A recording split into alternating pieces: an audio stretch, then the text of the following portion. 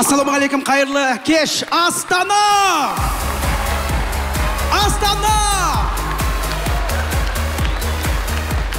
Ассалаумағалейкум баршаңызға, құрметті ақсақалды аталар, ақжаулықты әжелер, ардақты ағалар, аяулы жеңгелер, іні қарындастар, замандастар, армысыздар, баршаңызды осы Қазақстан концерт залында көріп отырғаныма өте қуаныштымын. Рахмет баршаңызға. Баршаңызды көргеніме қуаныштымын. Сағынып қалдық, өз бір-біріміз бар ғой, негізі. Көп болды кездеспегенімізге. Шүкір Аллаға. Негізі қазір мен байқайтыным, соңғы бір 2-3 жылда біздің бар ғой, негізі көрермен залында отыру, мәдениетіміз күннен күнге күшті болып жатыр бар ғой. Өйткені сахнада тұрамын да бәріңізді көріп отырамын ғой, жүздеріңізді. Осыдан 2 жыл мен қазір Қазақстан бойынша гастрольдік сапардан келіп тұрмын да, бір қуантатыны барлық елде жағдай жақсы қазір. Оны көрермен залынан көруге болады да. Мен есімде, бұл менің шыны керек 10-шы жеке шығармашылық концертім бүгін. Оны бір санап жүрген жоқпын, жақында бір әзілдерім қайталанып кетпесін деп концерттерімді қарап отырсам 9 концерт беріп тастаған екенмін. Бұл менің 10-шы жеке шығармашылық кешім, енді Астана халқы барлық 10 концертке де куәгерсіздер, алғашқы күннен бастап. Сонда мен алғашқы концерттерімді қойып, басқа облыстарда концерт қойып жүрген кезде, осыдан бір 15 жыл бұрындары бір шынымен сразу көрініп тұратын еді бар ғой. Көрермен залында барлық осы қыстың кезінде концерттерде курткімен отыратын еді залда. Шубамен отыратын. Олаздай бар ғой. Норковый шапка бір кездері мода болды ғой. Норковый шапкаларын шешпей отыратын едіңіздер ғой. Әйел адамдарда, ер азаматтар бәрі шапкамен отырады ғой. Сонда концерттің ортасында шапкаларын бүйтіп шешіп жатқанда мен ойлайтын, шешіп жатыр ғой десем, шешпейді ғой. Бүйтіп шешеді, қолын ішіне салады, тік-тік қайтадан киіп алатын еді. Яғни шешіп жатқан шығар деп ойлайсың ғой, жаңағы қайтадан киіп алады ғой. Еще олаздай бар ғой, тамақ ішіп отыратын едіңіздер ғой бір. 10 жыл бұрын пакетпен тамақ алып келіп, самса, көз алдында кола, фанта ішіп отырады ғой. Еще бір түрлі екен, өзің аузын шөлдеп тұрған кезде бір соғал ашып отырған бар ғой. Ол ештеңе емес қой, мен ұят болса да айтайын да, сахнада енді. Сондай да кездер болды ғой. Бір рет екінші қатарда бір облыста, енді айтпай-ақ қояйын қай жер екен, бір жас келіншек баласымен отырды ғой. Бір кезде баласын емізді. Представляете, сен алдыңда, көз алдыңда. Ол бала еміп жатса бір жын ғой, ол бала да мені қарап тұр. Ана келіншек те мен, екі көзі мен де ана келіншектің. Мен көзім енді көз алдында қалай қайында көрді. Жоқ, бір еміз қоя қойса ғой, до конца отырды ғой, солай бар ғой. Тіпті не айтатынды білмей ойың бұзылып кетеді екен бар ғой енді. Сондай да кездер болады, өз көрермен залда отырған ұмытып кетеміз ау деймін, бәрі маған қарап отырғанда бүйтіп тұрған, не істеп отырғанымызды. Енді жалпы барлықтарыңызға көргеніме қуаныштымын. 10-шы жеке шығармашылық. Мен баршаңыздың жүздеріңізді білемін бар ғой, барлықтарыңызды танимын негізі. Просто тек әр концертте әртүрлі отырасыздар, атак былай негізі. Енді 10 концерт жеке, әзіл әлеммен қанша концерт, ол да 50-ге жақындап қалды. Ана телевизорда мына монтаж жасаған кезде барлықтарыңыз жүздеріңізді біліп отырамын. Мына кісі келіпті ғой тағы да концертпен, мына кісі келіпті ғой деп. Барлықтарыңызды біліп отырамын. Негізі мына көктем айында мен қазір гастроль сапар күзде болды. Көктем айында гастроль сапармен шыққан жоқпыз да. Өйткені март айында, наурызда Францияға жіберді. Сол Францияға жіберді, осы Қазақстан бойынша бір көркемдік жетекшілер театрының режиссерлары бар, бір 10 шақты адам, бір 13 адам бардық. Сөйтіп барғанда айтайын, біз Францияға барып таңғалып жүрік қой. Ақасы Францияда не бар, бізде бар екен бәрі бар ғой. Франция ғасырлап дамыды, біз 20-30 жылдың ішінде біз жетіп алып біз бар ғой. Ақасы бар ғой, шыны керек. Ол жақта осындай зал бізде де бар. Аэропортта біздікіндей ақасы. Біз ан жаққа барып таңғалып жүрдік қой. Жақында Франция президенті Макрон келіп кетті ғой біздің Қазақстанға. Ол бізге таңғалып жүр ғой, представляете. Оказывается бар ғой, бізде қазақ ауылын құрды ғой. Сол жерде протокол бойынша 15 минут жүру керек еді. 1,5 сағат шықпай қойған ғой. Біз ғана қазақтың ұлттық ойындары бар, асханасы бар, қазақтың жаңа салт дәстүрі бар, қолөнер шеберлерінің бұйымдары бар, жылқысы бар, тазысы бар. Бәрін көріп таңғалып жүрген ғой. Біз оған мән бермейміз ғой. Олар таңғалып жүргенде асық ойнаған ғой 1,5 сағат. Шықпай қойған ғой. Біздің президентіміз өзі французский біледі ғой, қасына келіп айтқан ғой, бір құжаттарға, документтерге қол қойып тастайық, сосын қайтып келіп ойнаймыз деп. Представляете, әзер шығарып алып кеткенде. 1,5 сағат. А біз оны көп нәрсеге мән бере бермейміз. А сырттан келіп біздің ұлттық нәрсемізге таңғалып жүрді. Бізде Францияға бардық, таңғалатын былай не қылған жоқпыз. Сразу бірден Эйфелеве башняға бардық. Эйфелеве башняға барып не керек? Мына жағына фотоға түстік, мына жағына фотоға түстік, мына жағына фотоға түстік. Артына да фотоға түстік қой. Фотодан қараса, оказывается, 4 жағы бірдей екен. Артындағы үйлеріне дейін бірдей ғой. Представляете, 4 жағының бар ғой, қалай салып тастаған деймін де. Алақанымызға ұстап түстік, не керек? Сөйтіп жүрген кезде, все деді. Кетеміз, сағат 6-та іс-шара бар деді. Бізге арналған іс-шара бар екен. 4-тен апарып тастады сағат. Біз айтамыз, қазақпыз ғой, сағат 4-тен ағып әкеліп тастаңдар бізді. Не істейміз 2 сағат деп. Сөйтсек олар театр, мынандай концерт залдарына 2 сағат бұрын барып алады екен ғой. Сөйтіп не істейді десем, олар өздері фойеде бар ғой, кәдімгі өздерін көрсетіп, көйлектерін көрсетіп, бір-бірімен бүйтіп амандасып, сөйлесіп, театральный асықпай сөйтіп жүреді екен. Өйткені олар той жоқ қой, қайтсын енді көрсететін жері жоқ қой. Біз тойда көрсетеміз ғой барымыздың барлығын. Бір той жоқ, қайтсын жаңағыдай. Сосын амандасқандар қызық, сүйісіп амандасқандар. Бір-біріне вообще ерін-ерінге бет-бетке тимейді ғой. Бір воздух сүйе ма бірдеңе өздері бар. Анам бет анандай жерде тұрады, бірақ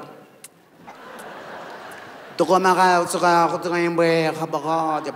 Біз ана Қазақстан, Қырғызстан, Өзбекстан, Әзербайжаннан орысша түсінетіндер біз бөлек жүрдік. Ағылшынша сөйлейтіндер бөлек жүрді өздерімен өздері. Сөйтіп не керек, 1 сағат қалған уақытта көрермен залына кіргізу басталды. Сөйтіп бізде кірейік деп атсақ, біздің билетімізге қарап, подождите дегенде айтты енді французша. Сөйтсек оларда, оказывается, концертке 1 сағат бұрын кімдер кіреді десеңіздер, билетті ортасын алғандар бар ғой, көрермен залының ортасын алғандар бірінші кіреді екен 1 сағат бұрын. 40 минут қалған уақытта кішкене ортадан былай отырғандар кіреді. Сосын бір 20-15 минут қалғанда шетінде отыратындар кіреді екен, әр жердің шетінде. Ана бір-біріне кедергі жасамау үшін. Представляете? Бізде наоборот, шетінде отыратындар бірінші кіреді, ортасында отыратындар кешіп кіріп атамыз ғой біз. Ана аяқтары мыжып, басып, ана кісілер нервін шітетіп, неге кешіктің деп айтайынса айта алмайды жаңағыдай. Я еще бүйтіп алдымен өтсе бір жонға, артыңмен өтіп атады ғой алдыңнан не. Бетің сыйпап өтеді ғой дата бар ғой. Я еще ол аздай, ол аз ба, үшінші қатар емес, ака 4 екен ғой деп қайтадан шығып кететін айтса еще. Кішкене мән беру керек екен да, негізі алдағы уақытта да негізі. Мен қай жерде отырамын деп план бар ғой негізі билет алған кезде. Сондай жағынан да көрсетуіміз керек. Сосын 5 минут қалған уақытта залда отырмыз, бір кезде бір сигнал берді, пың-пың-тың.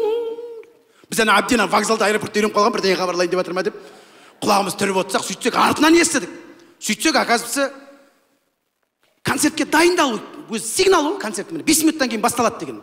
Сол кезде автоматически көрермендер ұялы телефондарын дыбыссыз етіп қойып, әңгімені тоқтатып, 100% сахнаға қарап, өздерін бір медитация істей ме, білмеймін әйтеуір. Күшті болып отырады екен кәдімгі. Үндемей отырады. Біз енді бізге қызық қой. Анарды қарай. Күші қозғалмай отырады. Даже деп мұрын тартқан естімейсің ғой ешкім. Біздер рахат қой, жөтеліп отырамыз ғой біз. Я еще сол адамды іздейміз ғой, еще кім деп. Оны неге іздейміз, мен түсінбеймін бар ғой. Бір как будто қалтаңа парацетамол салып келгендей еще. Шынымен сондаймыз да, бір жерде бірдеңе болса до конца қарап, кім жеңеді екен деп қарап отырамыз да, бітті, концерт жайына қалады. Содан не керек? Спектакль болды бізге арнаған. Еще опера, представляете? Біз операны қатты түсіне бермейміз ғой негізі. Еще французский. Біз әбден итальянский опера үйреніп қалған ғой, түсінбесек те құлағымыз үйреніп қалған ғой жаңағы.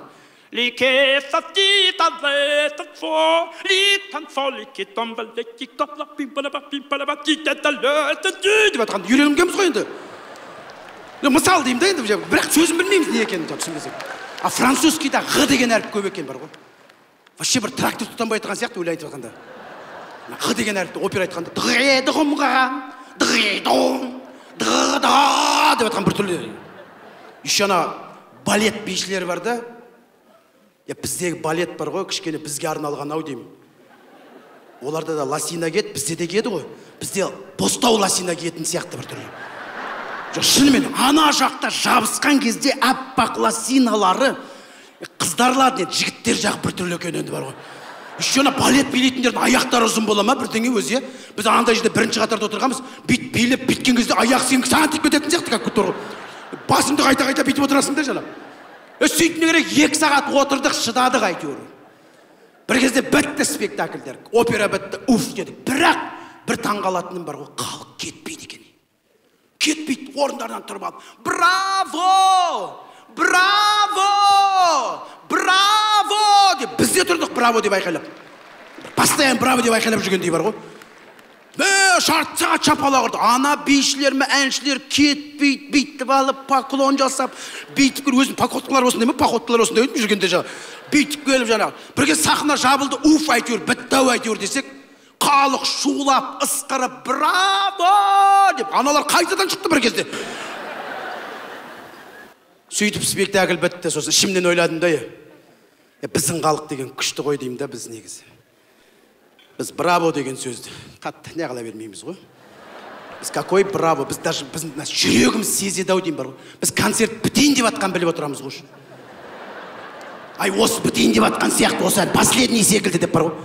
Сердце чувствует бізде. Өйткені бар ғой, сахнада уже әртіс мына сөзді айтып атқанда уже құрметті көрермендер, міне осымен деп атқанда уже орындарынан жыбырлап бастап атады уже біз. Уже жыбырлап бастап атады. Уже есік-есікке шығып атады. Адамдар қалталарындағы номероктарын беріп, гардеробқа очетқа тұра беріп, қазір қалып қоямыз. Тұрып қаламыз, қазір очетте бар, тез тұра бер деп уже. Есік-есіктен қашып атамыз ғой. Сен ең соңындағы финальный өлеңді айтып, поклон жасап, бүйтіп тұрғанда залда ешкім жоқ қой. Адам қалмайды ғой, бәрі гардеробта тұрады.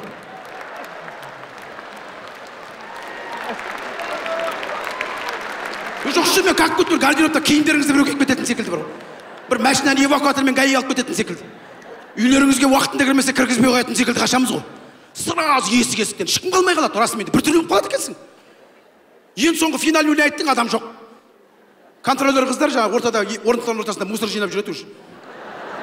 Олар браво, браво дейтіннің акасы мына өнер сахнада өнер көрсеткен әртістің 1 жыл, жарты жыл, бір ай дайындалған еңбегіне баға береді екен де, браво, браво. Ана сол кезде барып сезінеді екен де, концерт мынаған екен ғой, рахмет деп. А бізде поклон жасап ешкім жоқ. Сосын үйге барып ұйықтай алмайсың, өз концерт қалай болды екен? Не болды екен? Нағып кетіп қалды бәрі. Біреуден сұрайын десең бір түрлі еще. Телефонды ашпай, WhatsApp қарап отырасың, біреуден бірдеңе жазам екен деп. Жоқ, расымен бір түрлі қаласың. Біз еще концерт залға жиналған сондай ғой. Мысалы сағат 8-де концерт болса, ровно 8-де келеміз ғой бәріміз жаппай. Еще қыстырылсып, орын жоқ, гардеробқа таласып, ана жерде билет жүріп тұрған қыздар тапап кете жаздап. Еще біреулер қыстырылып кіріп кетеді. Менде 4 билет, 2 билет артта келсін, адамдар сосын кіргізе қойшы. Ана екеу келіп тұрады, біздің билетпен кіріп кетті, айтқан шығар сізге деп. Айтқан жоқса, қалай айтқан жоқ, ішке кіріп, сәуле билет алып көшіне қойсың деп. Қырылып келіп, орындықты әзер тауып алып орынға отырамыз. Мен сахнаға шыққанда сіздердің түрлеріңізден көріп тұрам бар ғой кәдімгі. Ана осы уақытында неғып бастамай тұрып нервің жетіп отырсың. Еще ана банадан келген нервің жетіп бар. Машина қоя алмай, ана біреулер ана мосттың ар жағына машина тастап кетіп, жаяу жүгіріп келгенде нерві беттеріне шығып, маған как будто мен виноват адам сияқты қарап отырасыздар ғой. Қош келдіңіздер, давай бәрін ұмытайық. Әзіл сықақ кешіне қош келдіңіздер достар. Шынымен де оның барлығы қалсын далада. Расымен, аман болайық. Негізі жақсы ғой. Олар еще Францияда бір айтып жіберейінші, фойеге шығады ғой, концерт біткесін. Гардеробқа асықпайды ғой. Білмеймін, үйге асықпайтын шығар, может, үйлерінде адам жоқ па, өздері тұратын шығар. Біз ғой концерт біткеннен кейін шығып жатырғанда сразу бір. Шай қойыңдар. Бітті концерт, шай қойыңдар, келе жатырмыз дейді. Шақтыдан кетқан сияқтымыз бар ғой кәдімгі. Барлығымыз сөйтіп келеміз ғой расымен. Олар сосын фойеде обсуждать етіп тұрады. Ой, какой режиссура, какой постановка, деп бастары айналып тұрады. Бітпей ана эмоциядан шыға алмай тұрады ғой. Біз өзі залдан фойеге шығып кеткенде қай концерттен шыққан бұтып қаламыз ғой. Ана эмоция жоқ бізде бар ғой. Біз айтпаймыз ғой ешкімге концерттегі эмоцияны. Шай қойыңдар деп үйге дейін алып барамыз, ешкімге айтпай. Сосын дастархан басына отырғаннан кейін үйдегілер концерт қалай болды деген кезде барып, «Ура!» деп сразу атасыздар. «Мә!» деп жібереді, өздеріңіз бүкіл әзілдің бәрін айтып бересіздер. Мен содан қонақ үйіне барып, содан кейін ойлаймын да, осы нағып бізде де андай браво деп неге айқайлап отырмайды екен деп ойлаймын да, мысалы үшін, например. Браво деген негізі международный сөз ғой, негізі бүкіл әлемде өнерлі. Ой, жандарым сонда, балкондағылар күшті бар ғой өздері.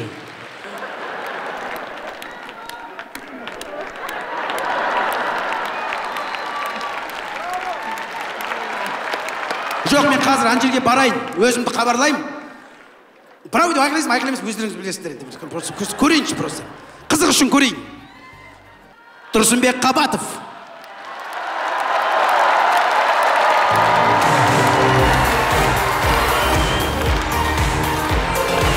Рахмет, бонжу. Рахмет, көп рахмет. Айтып тұрмын ғой, тура осындай Францияда бар ғой. Тура осылай браво деп айқайлап тұрады. Бірақ олар орнынан тұрып, ладно. Ештеңе етпейді, осылай үйренеміз. Шүкір Аллаға. Негізі шыны керек, біз қазақ жүрекпен жақсы көреміз ғой, жүрекпен. Мен де сіздерді шын жүрегімнен жақсы көремін. Рахмет баршаңызға. Мына жалпы, мен жақында бір естіп қалдым, жаңалық Италияда, Рим қаласында 2024 жылы наурыз айында Король Лир деген бір спектакль басталады екен. Король Лир, новый постановка дейді. Сол спектакль 10 жыл жүреді екен. Представляете, тоқтамай 10 жыл, әлемнің түкпір-түкпірінен келіп билеттер алып, сатып алып көреді екен.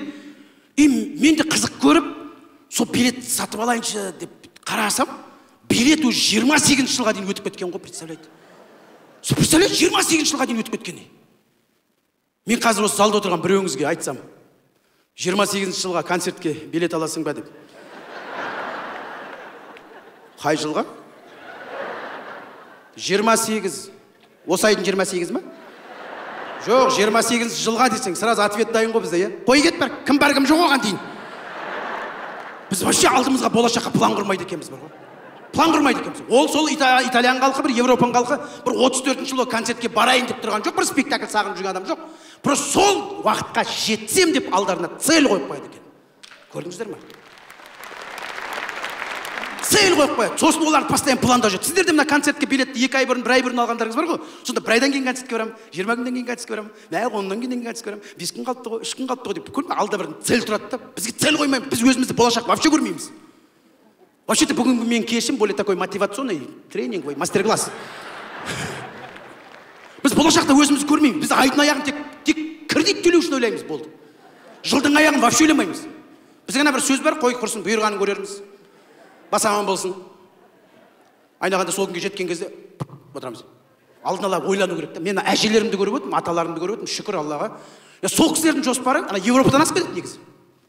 Өйткені әжелеріміздің всегда арманы сондай ғой. Немерем тойын көрсем дейді. Шөберем тойын көрсем дейді. Сол күнге жетіңіздер. Аман болыңыздар, ата әжелер. Барлығымыз ата әже болайық. Сол күнге жетейік. Мен және де мына соңғы кезде бір риза болатын 3-4 жылда мен алғашқы концерттерін қойып жүргенімізде 2010 жылдар ма, 12-11 жылдар залда, көрермен залында әйелдер қауымы, әжелер, сосын бала-шаға отырады деді. Қазір мен бір байқаймын да, уже күйеу мен әйел болып концертке келетін болып біз уже бар ғой. Уже күйеу мен әйел болып, кәдімгі уже бір ағаларымыз, жеңгелеріміз отырып, уже концертте күшті, приятный. Бұл үйдегі балдарға да негізі үлкен сабақ қой бұл. Өйткені балдарға да жақсы. Папа мама қайда кетті дегенде концертке кетті дейді. Ертең өздері де өскенде айтады, кезінде папа мамамен қол ұстасып концертке барып жүретін еді деп. Өздері де сол дәстүрді жалғастырып кетеді. Жақсы ғой балдарға үйде. Папа мама қайда, концертке кеттік деген. Өздеріңізге де жақсы ғой, қайда кеттің деді, концертке кетіп бара жатырмыз деген. А то постоянно қайда кеттің, тойға кеттік, бітті ғой, басқа жоқ еді ғой. Тойдан басқа ешқайда бармаймыз ғой, әйел мен күйеу болып. Концертке кетіп барды деген қандай жақсы. Мен мына залда отырған жеңгелеріме көп-көп рахмет. Күйеулеріңіз әкеліп отырғандарыңызға. Басында өздері келіп қарап кетті, 1-2 жылдай. Сосын ағаларымызды алып келеді. Негізі реклама бәрін қарап отыратын жеңгелеріміз ғой, біз еркектер телефон қарап реклама қарайтын уақыт жоқ қой негізі пайда. Негізі байқайсыздар ма, әйел адамдар қазір жыл өткен сайын күшті болып баратыр. Қатты күшейіп баратыр. Уже бізді дрессированный қылып тастады уже. Расымен мен қазір сіздерге айтайын, біреулер айтып отырған шығар, ой, не может быть, мен ондай емеспін деп. Қазір айтып берейін қандай екен. Әйел адамдар, байқайсыздар ма, қаздан бастап, бұрындар ондай жоқ, соңғы кездер уже үйден шығып бара жатырған кезде сұрақпен жаудырады ғой сені. Біліп тұрады қайда кетіп жатырғанын. Бірақ сұрақ қояды. Қайда кеттің дейді. Қайда кеттің? Жұмысқа кеттім дейсің. Біраздан кейін қайтасын дейді. Қайдасың дейді. Жұмыстамын. Кешке қайтып звондайды. Қайдасың? Келе жатырмын. Біліп отыр, бірақ сонда да үйретіп жатыр да бізді. Үйге келсең, қайдан келдің дейді. Жұмыстан келдім сен. Үйде де диванда отырасың, телевизор қарап отырып, кішкене алға қарай ұмтылсаң, қайда кеттің дейді. Просто жамбасым ауырып қалды, мына жағымен жатайын деп жатырмын, не болды құрсын. Ана кухняға су ішуге кетіп жатсаң, жүрегі қатты соғып кетеді ғой. Қайда кеттің дейді. Су ішемін десең. Еще артыңнан қарап отырады ғой. Ана аяқ киім ішетін, курткілініп тұратын зонаға барсаң, вообще артыңнан атып қалды. Қайда кеттің? Қалтамнан зарядка алып жатырмын, не болды құрсын. Көрдің бе, бәріне сөйтіп келіп, 45-40 жасқа келгенде, оказывается, еркектер залда отырсыздар ғой, өзіміз байқамай қалады екенбіз ғой уже. Уже сұрамайды қайда кеттің деп. Біз өзіміз айтып кетеді екенбіз уже. Біз өзіміз қазір любой еркек үйден шығып бара жатқанда тып-тыныш киініп шығып кетпейміз ғой. Бүкіл маршрутты айтып береміз ғой әйелімізге. Ол сұрап та жатпайды, біз өзіміз айтып кетеміз. Киініп жатырып, қой мен жұмысқа барайын, сосын жұмыстан шыққаннан кейін Исаға соған машинаның дөңгелегін берем деп запчастьін соны неғып тастаймын, сосын артынан сосын Нұрбекке соғам да жаңағы алдында бір сөйлесейік деген сол вопростармен кішкене отырамын, көп отырмаймын деп жаңағыдай. Бүкіл маршрутты айтып үйге келгенше айтып кетеміз ғой уже. Байқайсыздар ма өздеріңіз? Бәрін айтып кетеміз ғой. Аталардың өздері де жай шығып кетпейді ғой далаға. Шығып бара жатыр, балдарды қарап қойып деп, оны ешкім сұрап жатқан жоқ па идея қарап тұрсаң. Өзіміз автоматически бәрін айтып кетеміз бар ғой. Әйел адамдар айтпайды никогда. Сен әйел адамнан сұрашы, қайда кетейін деп өзіңе періште бачыт етіп қайда барайын мен құрсын дүкенге барам келем ғой деп. Біз еркектер бәрін айтып отырады екенбіз оказывается.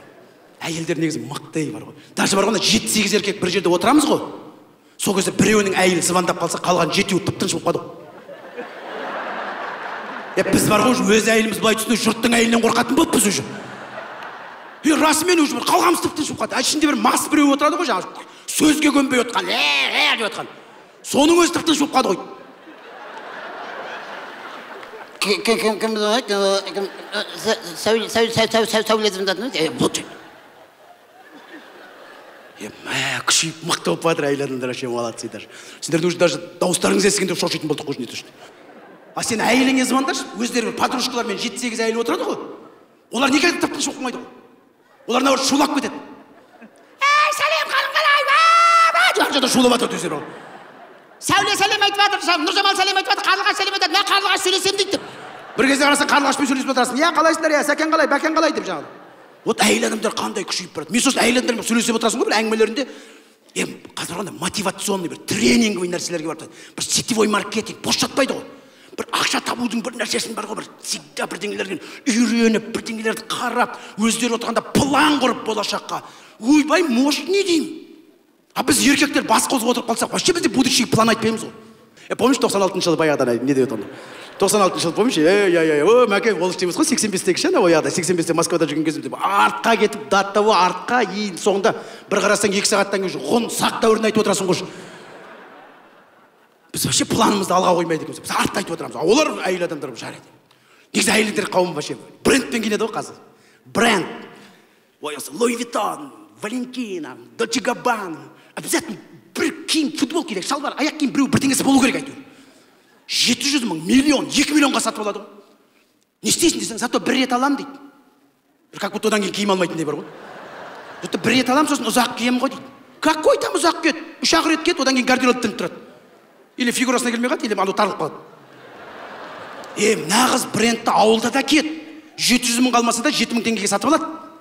Мен жеңгем бар да, ауылда 76 жылғы самал деген қатты ойнаймын. Мен бір рет ауылға барсам, Луи Виттон халат киіп алған ғой. Мен интернеттен қарасам, оказывается, Луи Виттонның халат жоқ екен вообще. Бірақ өз киіп жүрейін мәз. Мен соныкі оригинал ма деп қалдым ғой. Ана қалада кәм 700 мыңға, миллионға ана брендтар кисе жүре алмай қалады ғой бізде. Мен айтамын да, души жүрмейсің ба деймін деп бүйтіп кәдімгідей. Жыртылып қалады деп қорғасың ба? Оригинал ғой негізі по идее. Ауылда Луи Виттон сатып алған 7 мың теңге. 3 жыл бардым, 3 жыл сол халатты үстінен тұстамай киіп жүрді ғой. Өңінде бермейді, нағыз оригинал сол сияқты. Сонымен кірде жуат, есік алдында сыпыратын, машинанда жуат бәрін. 4-ші жыл барасам, 4-ші жыл барған үстінде жоғы шешіп тастап де. Молодец, шешіпсің ғой десем, сонда да до конца пайдаланып жүр ғой. Тряпка қылып пол жуып жүр ғой уже. Сен көрдің ба Луи Виттон пол жуып жүрген адамды қалада вообще?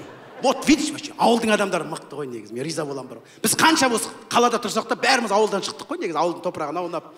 бәрібір қанша бар ғой, джиппен жүрсек те, бренд киіп жүрсек те, мына ауылда туылғандар бәрібір ауыл екеніміз көрініп тұрады ғой. Жоқ, шынымен көшеде кетіп жатқанда біреу-біреуге «Әй!» десе әбзатына қарайсың ғой. Маған ба деген сияқты. Үйленіп қалғансың да жаңағы. Инстинкт қой, резко қарап қаласың жаңағы. Сосын ауылда туылғандар вообще негізі қалада тұрамыз ғой. Қанша қалада тұрсақ та таңертең ерте тұрып, яичница пісіріп колбаса мен вообще жемейміз ғой негізі. Бір Турцияға бір жаққа барғанда өзімізше жаңағыдай күнде соны жеп жүргендей салып аламыз ғой завтракта. Үйде жүргенде кешеден қалған ғой, не қалды деп отырасың ғой жаңағы.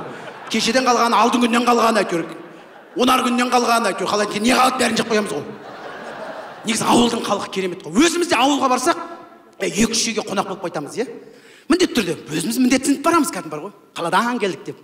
3-4 үй қонақ шақырып, ауыл халқының көңілі пейілі кең ғой. Біз мына қалада тұратындар біз көп қонақ шақырғымыз келмейді қазір. Бір вип-зал, бір кафелермен құтылып жүргіміз келеді де. Шақырсақ та бір ұзақ дайындаламыз. Ауылға айтпай келіп барсаң да бірдеңе тауып алады ғой, қайдан шығарамын білмейсің. Өзімізде баяғы сондай еді ғой, дым жемесек те қонаққа деп отыратын еді ғой. Сонда қазір ауылдың халқымен. Қазір ал қалада бізге қазір ауылдықтар келіп қалып, бізге звондаса, біздің ответіміз дайын тұрады ғой сразу. Үйдесіңдер ме десе, шығып кеттік деп сразу. Үйге біреу қоңырау басса зәрем ұшып кетеді, тып-тыныш болып қалсын. Кім не заказ, бірдеңе заказ бердіңдер ме? Жоқ десе, онда тып-тыныш сразу. Қазір бар ғой, тіпті бір қонақжайлық кішкене бірақ қонақжайлық халықпыз дейміз да. Даже мемлекеттің ішінде де бір іс-шаралар болып жатса да, астарында комментарий оқисың ғой, не керек осының барлығы, босқа ақша құртып, одан да ақшаны бүйтпейміз ба, сөйтпейміз ба деп. Біздің де мемлекет басқа мемлекетке барып жатыр ғой енді, мысалы деймін да, олар да келу керек қой енді бізге қонақ болып. Бірақ жақында мен мына жазда білесіздер ме, Тәжікстан күндері өтті ғой.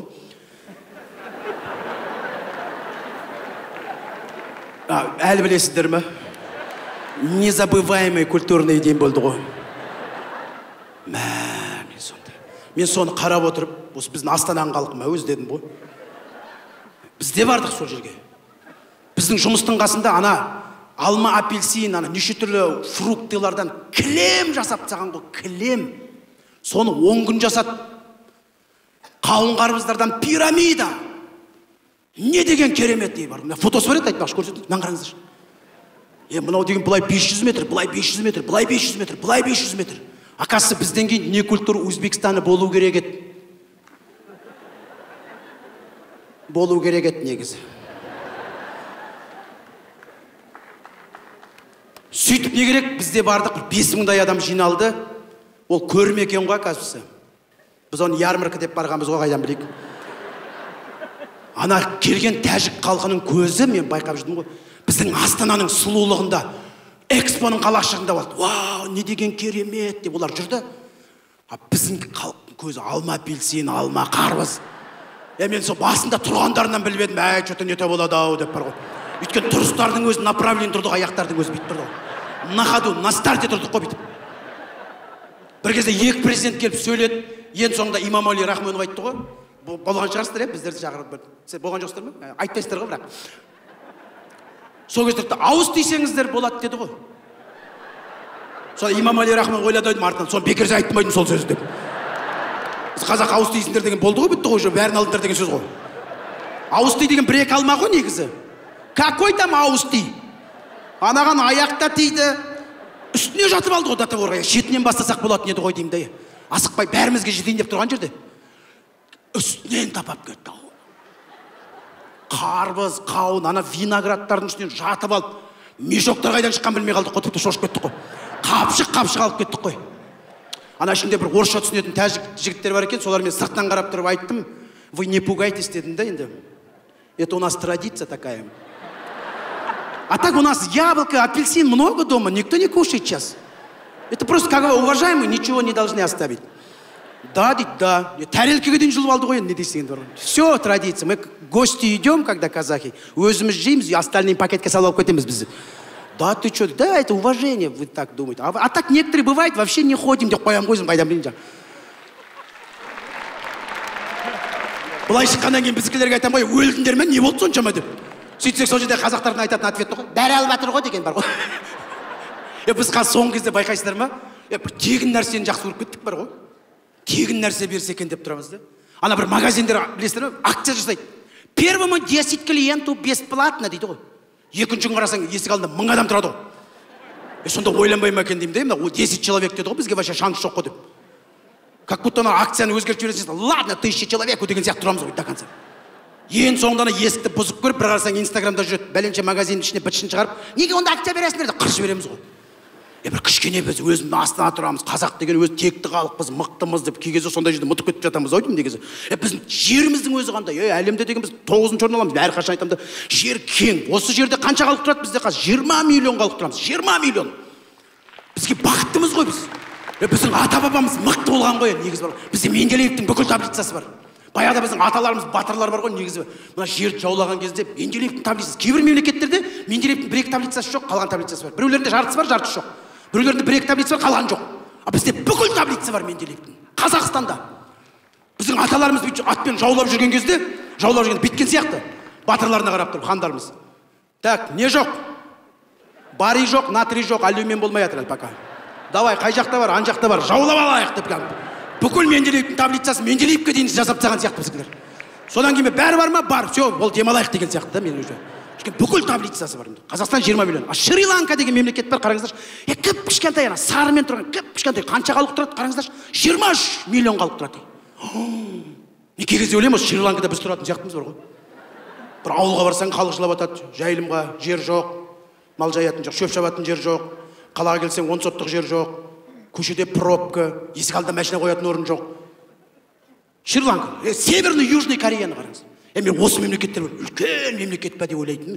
Сөйтсем қазір кішкентай екі мемлекет, ана үстінде қызылмен тұрған көрініп тұр ма? Қызыл. Северный Корея.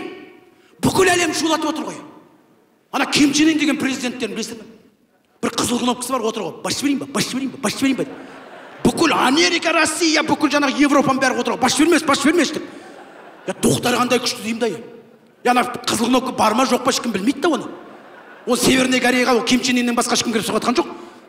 Астында Южный Корея, бүкіл машинамыз, көлігіміз, техникамыз бізді емес, бүкіл әлемді қамтамасыз етіп отыр. Кішкентай ана Корея. Қанша халық тұрады қараңыздар. 25 миллион, оңтүстік Корея 51 миллион. Сол жерге сыйып жатыр. Біз сыймаймыз. Бір-біріміз жамандап, комментарияны көрсең кәдімгі бір миллиард халық тұрып жатқан сияқтымыз. Өзіміз айналған 20 миллион, оның ішінде қара көзіміз 13 па 14 миллион болды. Японияны қараңыздаршы. Япония вообще көрші жоқ. Островтың ортасында. Акула мен дельфиннен басқа көрші жоқ оларда. Бірақ әлемде 3-ші орында экономикасы дамып кеткен қанша халық тұрады қараңыздар? 125 миллион халық тұрады.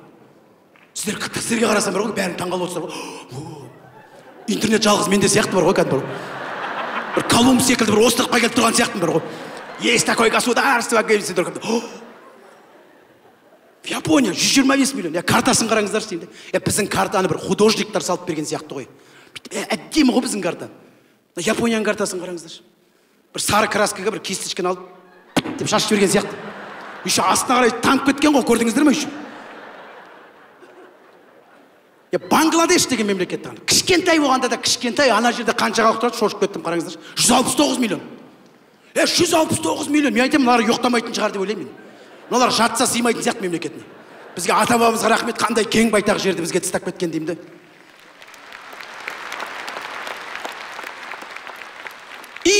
Индия, территориясы Қазақстанмен бір-бірдей екен, территориясы бір-бірдей. Бірақ қанша халық тұрады? 1 миллиард 408 миллион. 1 миллиард 408 миллион сияды екен Қазақстанның жеріне. Представляете, а біз 20 миллионбыз. Бізге көбеюіміз керек ағайын, көбею керек. Расымен көбею, 20 миллион азбыз біз. Мен сіздерге просто бір факт айтайыншы, қызық бір интерес. Көрші өзбек халқы, біз тәуелсіздік алғанда 16 миллион болдық. Өзбек халқы да 16 миллион болды. Біз қазір 20 миллион болдық, 4 миллионға көбейіппіз 32 жылда. А өзбек халқы қанша қазір? 36 миллион. 20 миллионға көбейіп кетті. Представляете? Жоқ, көбейсін, мен шаруам жоқ, дұрыс қой көбейген. Бірақ мен ойлап қарасам, бәріміз ойлап, логикаға салып қарасам. 91-ші тәуелсіздік алғаннан бастап, өзбек халқының ер азаматтары Европа, Ресей, Қытай, Қазақстанда әртүрлі жұмыстармен сол жақтарда жүр. Жылына бір-ақ рет үйлеріне барады. Жылына бір-ақ рет үйлеріне барады. Біз күнде үйдеміз ғой деймді. Біз вообще ешқайға шығып атқан жоқпыз ғой құрсын. Шықсақ та бірге ертіп алып кетіп атып қой елдерімізді. Бір жаққа шығып баратсаң бана ғой, қайда кеттің деген. А өзбек халқы бір жылда бір келеді үйлеріне. Вот видите қандай деймді. Жұмыстарында істеп жатыр. үй жұмыстарын да істеп жатыр. Біз жұмыста жартып атқан жоқпыз. 4 миллионбыз. Şu көбею керек бізге бар ғой. Негізі мен ойлаймын бар ғой. Бізге бар ғой, 2024 жылды алдағы. Ұрпақ жыл деп қою керек ау деймін. Ұрпақ жыл деп. Түсініп жатсыздар уже. Өзі негізі біздің қазаққа бірдеңе істеу үшін әр жылды бірдеңе деп атау керек. Жастар жылы, мәдениет қолдау жылы, ауыл шаруашылық жылы деген сияқты. Ұрпақ жыл десек, сол жылы бәріміз бірге 2024 жыл ұрпақ жыл десек, 25 жылы 20 миллион бала дүниеге келмесе де, 10 миллион бала дүниеге келсе де жартысы 30 миллион боламыз. Сосын 27-28 жылды бір демалып алып, 29-ды бір тағы ұрпақ жылы 2 деп қойсақ, 2030-ға дейін 45-50 миллион болып қаламыз үй. 50 миллион бар халықтың жеріне де ешкім қызық қарамайды, бізге де ешкім ештеңе айта алмайды. Қазақстан әлемде өзінің орны бар.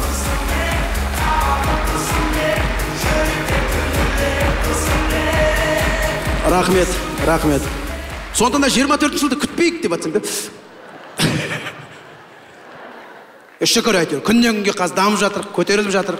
Мен қазір Инстаграмда қарасам сүйсінем бар ғой, Қазақстанның көк байрағын желбіреткен спортшыларымыз, Қазақстанның көк байрағын желбіреткен өнер адамдары, ғылым саласынан, білім саласынан, қай саладан болса да, қазір жастар жағы өте керемет дамып елімізді көтеріп жатыр. Оның бірі Димаш Құдайбергеновтің өзі чё стоит деймін де. Әлемде қазір Димаштың ауылынан бізде. Димаш 28 жасында халық артистін алды ғой. Мен молодец деймін де. Молодец. Өзі 28 жасында өзі халық артистін алған әлемде 2 адам бар екен өзі. Біреу Димаш Құдайбергенов, екіншісі Максим Галкин. Димаш Құдайбергенов ата қалды, Максим Галкин Пугачевын алды просто. 28 жасында. Ол да халық артистін алып тұр ғой енді. Сондықтан да осындай еліміздің көк байрағын желбірететін ұл қыздарымыз көп болсын. Еліміз аман, жұртымыз тыныш болсын ағайын.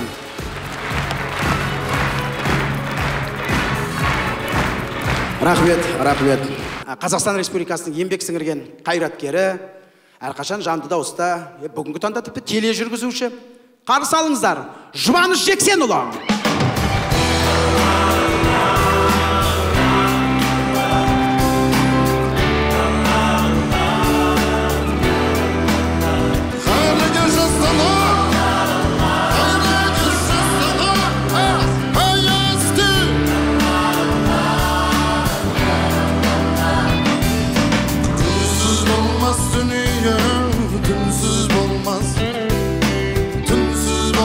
Dünya dünsüz olmaz. Aşıqtıq quvanish bob sezilgan men. Muhabbat hech qachonda bunsuz bo'lmaz.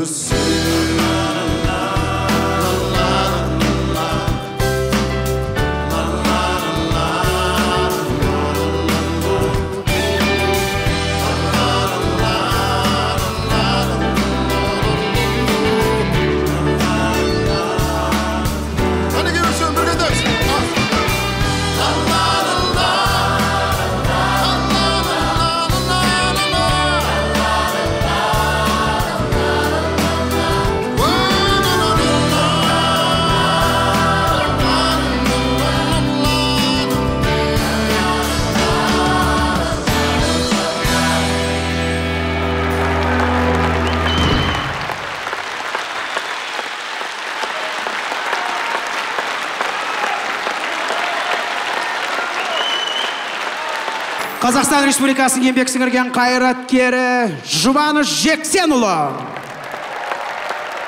Тұрсынбек Қабатов.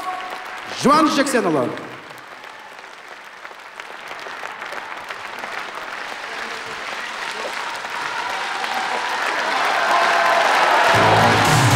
Браво, браво деп қойыңыздар.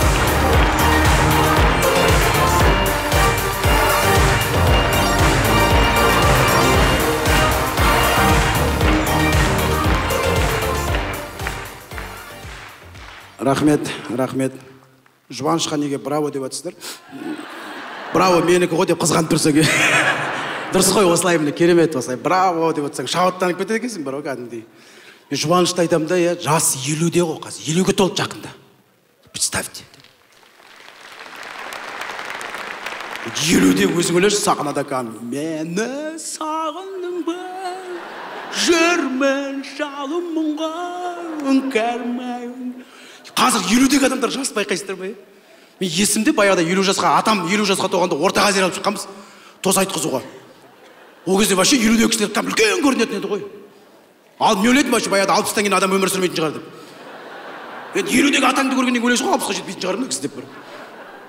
Бұрын 30-дағы кісілердің өздері үлкен көрінетін еді ғой даже бар ғой. Мен есімде мен анамның фотосы бар, біз баламыз сол кезде мамам түскен. Сол кезде 32 жасында екен. Басында орамал, мен сонда ойлайтын мамам 50-де шығар деп бар ғой. Үлкен сияқты қазір 32-дегі жас қыздар ғой, қазір 32-дегілер деген. Деп тұрғандар. Баяғыда біз мама деп жүретін едік қой, 32-дегі деп жүрді. Қазір жәкеңе қарасаң 50-ге толғын келіп кетеді бар ғой кәдімгідей. Қазір 60-дағы кісілердің өздері жас қой, кәдімгі спокойно такой бір. 70-дегілер де сондай кәдімгі киініп алып прикол ұстап тұрады өзімен бірге. Баяғыда 70-дегі кісілер вообще білмеймін енді болды ма болған жоқ па. Заман жақсы ғой, шүкір. Заманның арқасы ғой, осындай тыныштық заманның арқасында. Бұрын қиын болды ол кісілерге. Тылда жұмыс істеді, қаншама қиындық көрді. Біз шүкір Аллаға. Осындай керемет заманда өмір сүріп жатырмыз ғой. Бірақ бүйтіп ойлап қарасаң, бір ештеңе ұнамайтын сияқты бір түр ғой. Вроде бәрі бар, бірақ бір түр ештеңе жоқ сияқты. Вроде күшті, вроде жаман сияқты. Вроде қарнымыз тоқ, вроде аш сияқтымыз. Вроде ақша көп, вроде ақша жоқ сияқты. Сондай заман болып кетті бір. Бәріміз күліп отқан сияқтымыз. Шыққаннан кейін настроение жоқ. Бір сондай заманға білмеймін, байқайсыздар ма өздеріңіз? Түсініксіз болып кеттік те вообще берсек. Баяғы заман емес. Қазір жәкеңдерді қарасаң, 50-де деп біз бәріміз қазір жас көрінеміз. Өзіміздің бұрынғы 10 жыл бұрынғы фотоларымызды қараңыз. Сол кездегі түрге қарағанда қазір жас көрінеміз негізі. Шынымен үйде фотоларымызды қарасаңыздар, наоборот бұрын үлкен сияқтымыз. Әлде бұрын киіміміз үлкен болды ма, білмеймін әйтеуір. Бұрын вообще размермен киінбейтін едік қой. Өз коммерсанттар не бар, соны киіп алып жүре беретін едік. Дүкенде не сатады, соны киіп. Еще вообще балағында вообще қолында қысқартпайтын едік қой бұрын. Білмеймін қалай жүргенімізді бар ғой. Вообще швейный балақ қысқартамын, қол қысқартамын деген жоқ қой. Қазір обязательно бір киім алса қысқартамыз ғой бар. Ана швейныйда очередьте тұрамыз кәдімгі. Әлде күннен күнге қысқартып баратырмыз ба өзіміз? Қазір 52 размер алсаң, үлкен, қолы да үлкен, балағы да ұзын. Әлде өзі солай шығара ма қазір? Бәріміз сондай бір жас көрінеміз. Бұрынғы фотоларды қарасаң, наоборот түріміз онша емес та. Қазір наоборот фотоға түскен адамның шаршатып жібереміз ғой, фотоға түскен адамды. Тағы түсірші. Дұрыс шықпай қалдың, тағы түсірші. Қырымен алшы, былай дұрыстап түсірші. Алыстан алшы, жақыннан алшы деп бар ғой. Еще арықтап түсірші дейтіндер бар ғой еще берді. Сенің фигураң сондай болса, оны қалай өзгертеді енді құрсын. Еще оның отырып алып функциясымен дұрыстап, бетін былай созып, жақтарын алып, дұрыстап қоясың. Баяғыда білесіз ғой, фотоға түсіремін деп тұрасың да бір кадр болды, қалай шықтың, солай қаласың. На всю жизнь. Көзің жұмып қалдың ба, басқа жаққа қарап қалдың ба? Ол кезде удалить ете алмайсың ғой вообще. Ол кезде удалить еткен түріміз білесіздер ме? Фотоның бетін тырнап тастайтын едік қой, бітті болды. Мына жерде мен тұрған болды дейсің, болды рахат. Қалғандардың бәрі бар, сен жоқсың, бетін тырнап тастағансың. Ананы ешқай жерде папкадан таппайсың вообще, негізі бір жақсы. Біз жігіттер жағы сондай едік қой, шалбар, балақына свитерді шалбарға саласың, шалбардың балағын нәскиге саласың. Қазір акасы кең кию мода, қазір кең киіп жүрген. Білесіз бе, қазір жастар кең киеді, далбарақтап жүрді ғой қазір. Костюмдерін айналдырып 2 рет айналып алса да болады үстеріне. Шалбарлар ауылмен жегеден жүреді. Аяқта кроссовка, қазір костюм шалбарды кроссовкамен киеді ғой. Біздің кезінде костюм шалбарды кроссовкамен киіп вообще, мынау неғып жүр дейміз ғой, күлетін едік қой. Спортивпен туфлимен киіп жүрдік қой вообще, ол нормально. Ол кезде. Костюм шалбар кроссовкамен киген, акасы ненормальный екен ғой бұрын акасы. Шынымен ғой вообще, спортивпен туфлимен киіп жүрдік қой вообще. Біз спортивканда вообще бір физраға спорт қалмаймыз ғой. Спортивка керексе, қайдасың? Пойызға мінейін деп жатқанда аламыз ғой тек. Тек пойызға бір жаққа кетіп батын спортивка аламыз. Спортпен ясап жатқан шығар десең. Бұрын қазіргі балдан сұрасаң, құрсын заман тыныш қой, нағып далбырақтатып жүрсіңдер құрсын. Дұрыстап по размеру кимейсіздер десе, мода дейді. Оказывается, біз модамен киінген екенбіз ғой. Бізге ештеңе айтпаған екен ғой, ешкім ештеңе айтпаған ғой сіздер осы мода деп. Қазір жастармен сөйлесе алмайсың ғой. Понятно, түсініктері басқа. Цитатамен сөйлейді ғой, цитатамен. Өйткені телефонмен өсіп жатқан балдар ғой. Инстаграм, Фейсбук, тағы бірдеңелер. TikTok дегендер бар қазір. Жастармен тыңдап отырсаң, әңгімелері қызық, тос айтып тұрғанда да сөйлегенде. Жизнь дается один раз дейді. Кетшей құрсын. Не дейді? Родители не выбирают деп қояды. Қой дейді. Баяғыда біз мақалмен сөйлейтін, цитатамен сөйлейді. Жастар түсінбейсің бар ғой. Жастар былай түсінейік, өзіміздің балдарымыз түсінбейміз ғой. Біз өзіміздің балдарымыз түсінбейміз. Біз балдарымыз вообще басқаша бар ғой. Олардың балалық шағы басқаша. Қазір балдар бар ғой, үйге кірсең, түрлері настроение жоқ отырады ғой. Еще түрлерін көрсетіп отырады кәдімгі бар ғой. Не болды десең, скучно мне дейді. Құдайдың құтты күнінде нағып скучно сендерге дебесің. Не болды десең, не знаю, скучно дейді. Еще көз алдында жүреді ғой әдейі.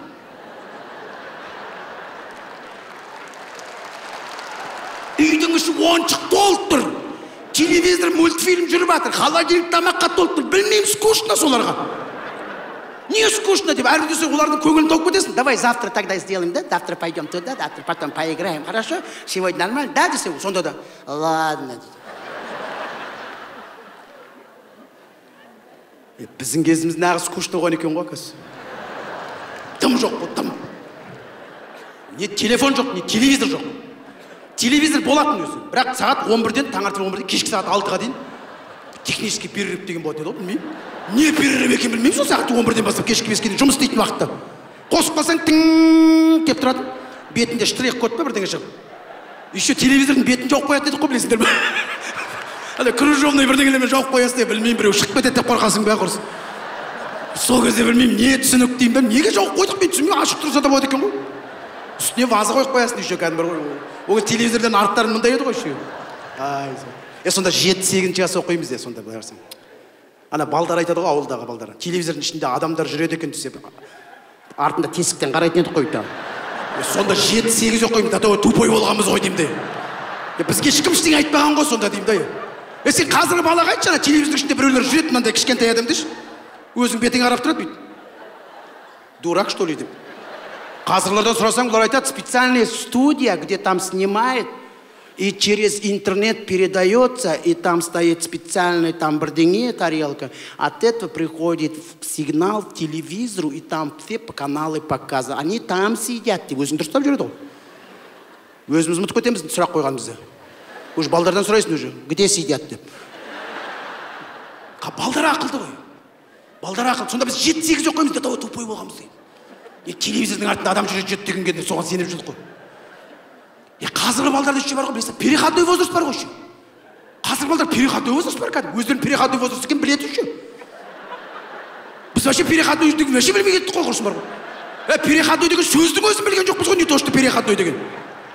Оказывается, қазір 14-15 жастағы балдарды переходной возраст дейді екен, оказывается. Бізде сол кезде бұрқылдап жүрдік қой, білесіңдер ме? Оказывается, переходной возраст екен ғой, біз білмеппіз ғой. Нағып бізге айтпаған деймін да, сендерде переходной возраст деп. Бізде бұрқылдап көңкілдеп жүретінбіз. Бізге переходной возраст нау деген жоқ қой. Кет бар, көзің ақы нағып жүрсің. Нағып жүріп бұрқылдап өзімен өзі. Жынды адам құсап деп. Кетіп қалайын десең, жері жоқ кететін. Айналып, қораға бір жылап, сарайға барып бір жылап, қайтып келесің, бонк кетіп. Қазіргі балдарға сөз айта алмайсың, қорқасың қазір. Ойбай, қазіргі балдардың тіпті заң күшті ма, білмеймін, өздері заң біле ме, солай тола ма? Қазіргі балдардың ортасы үйден шығып кетпесе екен деп отырсың, давай завтра сделаем, да, хорошо, я тебя люблю, мы все для тебя сделаем, мы все, вот мы работаем для вас, мы же все весь вечер, всю жизнь мы работаем для вас, мы все для вас делаем, ну что тебе вам внимание, хорошо, купим, деп, біз бір ғой кім бол, олар үйде отырып, қазіргі балдар үйдің тамағын да жемейді ғой. Өздері заказымен алдырады кәдімгі. Кәдімгі есік қағып тұрады, біреу сигнал қағып тұрады, дың-бың дейді. Бір қарасаң ана сары сумкалар қалаған жігіттер келіп тұрады. Кім заказ берді десең, өздері бірде тамақтарын өздері заказ беріп, бургер, чикендерін алып, қазір балдарда обед, ужин деген уақыт жоқ. Любой уақытта заказ беріп, коласын ішіп, телевизор алдында отыра береді. Қазір балдар вообще тамақ үйдің тамағын жеп жатқан баламыз. Біздің кезімізде вообще тамақ іштің ба деп те сұрамайды еді құрсын. Біз вообще бар ғой, туылып қалған адамдар сияқтымыз бар ғой, просто бар. Случайно өмірге келіп қалған адамдар. Случайно выросли әйтеуір, осы күнге жеттік, шүкір әйтеуір бар ғой. Сондай ұрпақпыз ба, біз залда отырғандар. Жоқ, расымен сондай ғой. Біздің кезімізде деймді, бізге беретін тамақтар қандай еді деймді. Бір бас жесе, бір жақсы жерін береді, құлағын береді ғой. Құлақ пластмасс, вообще дым жоқ, ет те жоқ, майда жоқ. Өздері етін жейді, сүйекті береді. Мүжік қой, әйелің әдем болады дейді. Түнімен анам сүйекпен алысып отырасың ғой. Әйелім әдем болады деп. Сосын білмеймін, бір жерлерде болды, бір жерлерде болған жоқ. Білмеймін, кімдерде болған. Енді бір шаш өсіретін деген болады еді ғой. Бір шаш өсіретін деген жұлым ба, білмеймін, әйтеуір. Не май жоқ, не сүйек жоқ, не дәм жоқ анада. Бір резинка ма, бірдеңе білмеймін, сол қазір бар ма, жоқ па өзі. Қазіргі малдарда бар ма, вообще көрмейсің бар ғой. Сол қай жердің жілігім, не қай жердің сіңірі өзі вообще. Білмеймін, бізге ұрып қайтма, шашып өсіреді деп лақ деді. Білмеймін, әйтеуір, бастар әйтеуір. Сонда қанша жақ қоясың ғой. Вообще ештеңе айтпаған ғой бізге бар ғой. Арада витамин де жоқ шығар, білмеймін, әйтеуір. Бір қанша жақ қоясың ғой. Мықты болғанымыз бар ғой. Еще нанның қиқымына дейін жақ қоятын едік қой біздерде. Бай боласың дегенге кәдімгі. Бір жағынан қарап тұрсаң, сарап жоқ та. Сарап жоқ. Бүкіл нәрсенің бәрін кәдімгі біз жақ қоятынбыз. Қазір енді бір Аллам өзі кешірсін, қазір шелек-шелек төгіп атамыз. Қазір үйге 2 пакет тамақ алып келсең 4 пакет мусор шығады, білмеймін қайдан шығатын. Расымен сондай қазір. Қазір балдар бөлек. Скучно оларға әйтеуір білмеймін, ештеңе ұнамайды. Қазір балдардың бар ғой, мен сіздерге айтайын, сабақтарында түсінбейміз ғой біз ішінде сөздің ашық. Балдар мектепте, бірақ біз білмейміз. Қазір білім бір 2 жыл сайын ауысып жатыр ғой. Ол да дұрыс енді, балдарымыз білімді болып жатырған. Бірақ біз қалып қойып тұрық қой. Советский школамен қалып қойғанбыз ғой. Баяғыда бір әке-шешеміздің кітабы қандай еді, біздің де кітабымыз сондай еді ғой. 4 алмаға қосқанда 8 алма, 8 алмаға бірдеңе алма деген. Қазір ондай жоқ қазіргі балдар. Қазіргі балдар деген бөлек сабақтар, түсінбейсің. Балаң мектептен келсе, сұрайсың, сабағында оқырсың бе? Иә десе, десін. Ары қарай сұрауға духың жоқ. Дух жоқ ары қарай сұрауға бар ғой. Өйткені білмейсің екен. Ары қарай әкел тексерейін ал айтшы дейін десең, жоқ, білмейсің ғой, өзің білмегеннен кейін баладан деп сұрайсың. Қазіргі балдар байқайсыздар ма? Еркін өскен, е? Қазір 3-ші бала, 2-ші бала, 5-ші бала деген жоқ. Қазір әр бала бір үйдің үлкені сияқты көрінеді өздері. Бірінен қалған бірін кимейді, бірінен қалған бірін жемейді. Қазір мен 4-ші баласың ғой сен, баяғыда мен үйде 3-ші болдым, сен ортасыншы болдым, сен ана үлкенді сыйла, кіші сыйла деген жоқ дейді. Я виноват, что ли, 3-ші болып туылғаныма деп отырады. Қазіргі балдар по закону жүреді. Әрқайсының өзі кәдімгі өз еркі. Мектепке барғандар ашық сабақтар болады ғой. Сол кезде барсам мен жақында бір балдарым сабағына барсам, қазіргі балдар мұғалімнің миын ашып жібереді екен ғой қазір. Бірдеңе сұрап қалып еді. Можно мен айтам деп айтпаған, сұрамаған баладан жылайтын да болады, менен сұрамады деп. Қазір еркін балдар өздерінің ойларын айтып, технология бірдеңелер сөйледі. Баяғыда біздің кезімізде вообще бізді қозғалтпайды, бүйтіп отырғызып қойды. Қазір школдың ішінде, класстың үстінде жүреді, әрі-бері спокойно кіріп шығып жүре береді. Бізді бүйтіп отырғызып қойды. Бізде кім айтады дегенде біз ішімізден, мені сұрамаса екен. Мені ұмытып кетсе екен деп. Ешкім айтпай ма? Онда алфавит бойынша дейді. Мен фамилиям Қабатов қой, ортасында аяқ жағын тұратын, маған де перемен болса екен деп жаңа. Ана басындағылар дайындалып кетіп, дірілдеп отырады, деп басталатындар ғой фамилиялары, деп басталатындар жаңа. Қазіргі балдар бөлек бар ғой. Жақында қызым келіп тұр. Қазір балдар орысша сөйлейді ғой, жастардың ештеңесі жоқ. Бір 12-13 жастан төмен қарай орысша сөйлейді ғой. YouTube, бүкіл каналдың бәрі. Қазір әжелеріміздің өздерінің үйдің ішінде қосып қояды. Синий трактор қосып қоямыз, синий трактор. Папалям, синий трактор едет нан деп. Әжеміздің өзі сұрақ қояды, кто там деп жағды. Свинья, все правильно деп отырады. Қазір балдар шынымен орысша сөйлейді, әке-шешесі қазақша сөйлейді, бала орысша сөйлейді. Бала как таңертең Россияға кетіп, кешке қайтып кететін сияқты. Бір күн қызым келіп тұр, мен сабағын сұрап қойып. Пап, помоги дейді. Что случилось с математика? 7-ші класс. 3-ші, 4-ші класстың баласын сабағын білмейді, не то 7-ші класс. Енді түрі бермейсің ғой енді. Бастарыңызда өткен шығар, түрі бермейсің ғой. Что там? Ну, что ты у меня спрашиваешь? Неге менен сұрап жүрсің? Сен мектепте оқып отқан жоқсың өзің. Менен сұрайтын болсаң, үйде отыр, өзім оқытайын. Қызықсыңдар есіңдер. Қазір возможность көп қой, интернеттен қараңдар, не қылыңдар, что ты у меня спрашиваешь? Онда менен сұрасаң, үйде отыр, өзім оқытайын. Сендер мектепке бере жатқан жоқпыз ба? Давайте оқыңдар. Біз де ешкімнен сұраған жоқпыз, өзіміз оқыдық. Странный вообще, давайте, учитесь, давайте правильно. Жылдың аяғын тапсырмай қалып жүрмеңдер әйтеуір. Давайте, дайындал, оқы. Мен саған айтсам қазір, онда сен какая разница, біліп қойсам, сен үйренуің керексің өзің. Сен білуің керексің өзің. А так я знаю, деп қоясың. Білмеймін деп айтсаң, бітті ғой, позор ғой, бітті ғой. Менің сабағымды білмейді, маған еще ақыл айтады дейді ғой іштерінен. Қазір біз өзімізден де бар, өзімізде телефон қарып кеттік қой, баланы айтпай-ақ қой. Ұйқы айткенше телефон қарап жатасың. Ана бетіңе түсіп кеткен кезде оянып кетесің де. Ары қарай көре бересің ғой, бар ғой. Ұйықтап қалу жоқ қой. Таңертең көзің ісіп, ұйқың қанбай, целый день жұмыста тек не настроение жоқ, түнімен ұйықтамаған. Сонда таңертең тұрып, түнімен не қарағанды білмейсің, ұмытып қаласың уже. Баяғыда деймін де, қонаққа барғанда төрге шығатын едік қой, сол самый авторитетный жерлер. Қазір қай үйге барсаң да, розетка қай жерде тұрады, сол жерге отырып аласың. Қай жерде розетка, сол жерде виборн қазір. Біз өзімізде балаларды шаршатып жібереміз, ардақты ағайын. Ана телефонда отырмасын, үйде отырмасын, босқа тек телевизор қарамасын, көзін құртады. Аламызда бүкіл ана секция, тренировка, қандай не бар, бәріне беріп тастаймыз ғой. Ана бала түске дейін сабақтан келеді, тіл салақтап, одан кейін астына анаған апарасың, осы өл, осы бір тілін салақтап, шаршап, кешке талып, телевизор қарай алмайтындай, үйге осындай жағдайда келді ғой. Ана мен бір көршім бар, Беларусь, мен айтайын деп, баласын бірақ қана секцияға берді, футболға берді. Қазақстан құрама командасын футбол командасы ойнап жүр. Біз қазақ білмеймін не екен. Бала үйде отырмасын деп домбыраға береміз, футболға береміз, баскетболға береміз, плаванияға береміз, английскийға береміз, анаған береміз, анаған береміз, мынаған береміз. Айналғанда анау да жоқ, мынау да жоқ, мынау да жоқ, анау да жоқ, анау да жоқ, анау да жоқ. Еще бала қарасамыз, тупой ол, тупой. Дымды білмейді бар ғой. Расымен ғой. Дым білмейді деп шығады. Үйге бір қонақтар келіп қалса да домбыра тартшы десең, әйге чай. Еще мынандай бастарыңыз өтме, бір шетелге барасың ғой, демалуға. Балаға сеніп английский біледі ғой деп.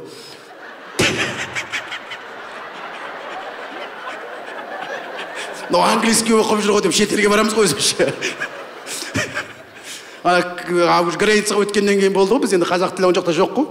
Қазақ тілі өзі аэропорттан шығарып салады ғой бізді, давай жақсы деп. Сөйтіп жаңағы ан жаққа барған кезде балаң айтасың ғой, мынаған бірдеңе айтшы. Сен английский білесің ғой десең, сонда біздің баланың айтатын ғой, менің английскийім басқа дейді, ал аман бол. Бүкіл әлемнің английский бір дейді, біздің балаңғы басқа айтыр.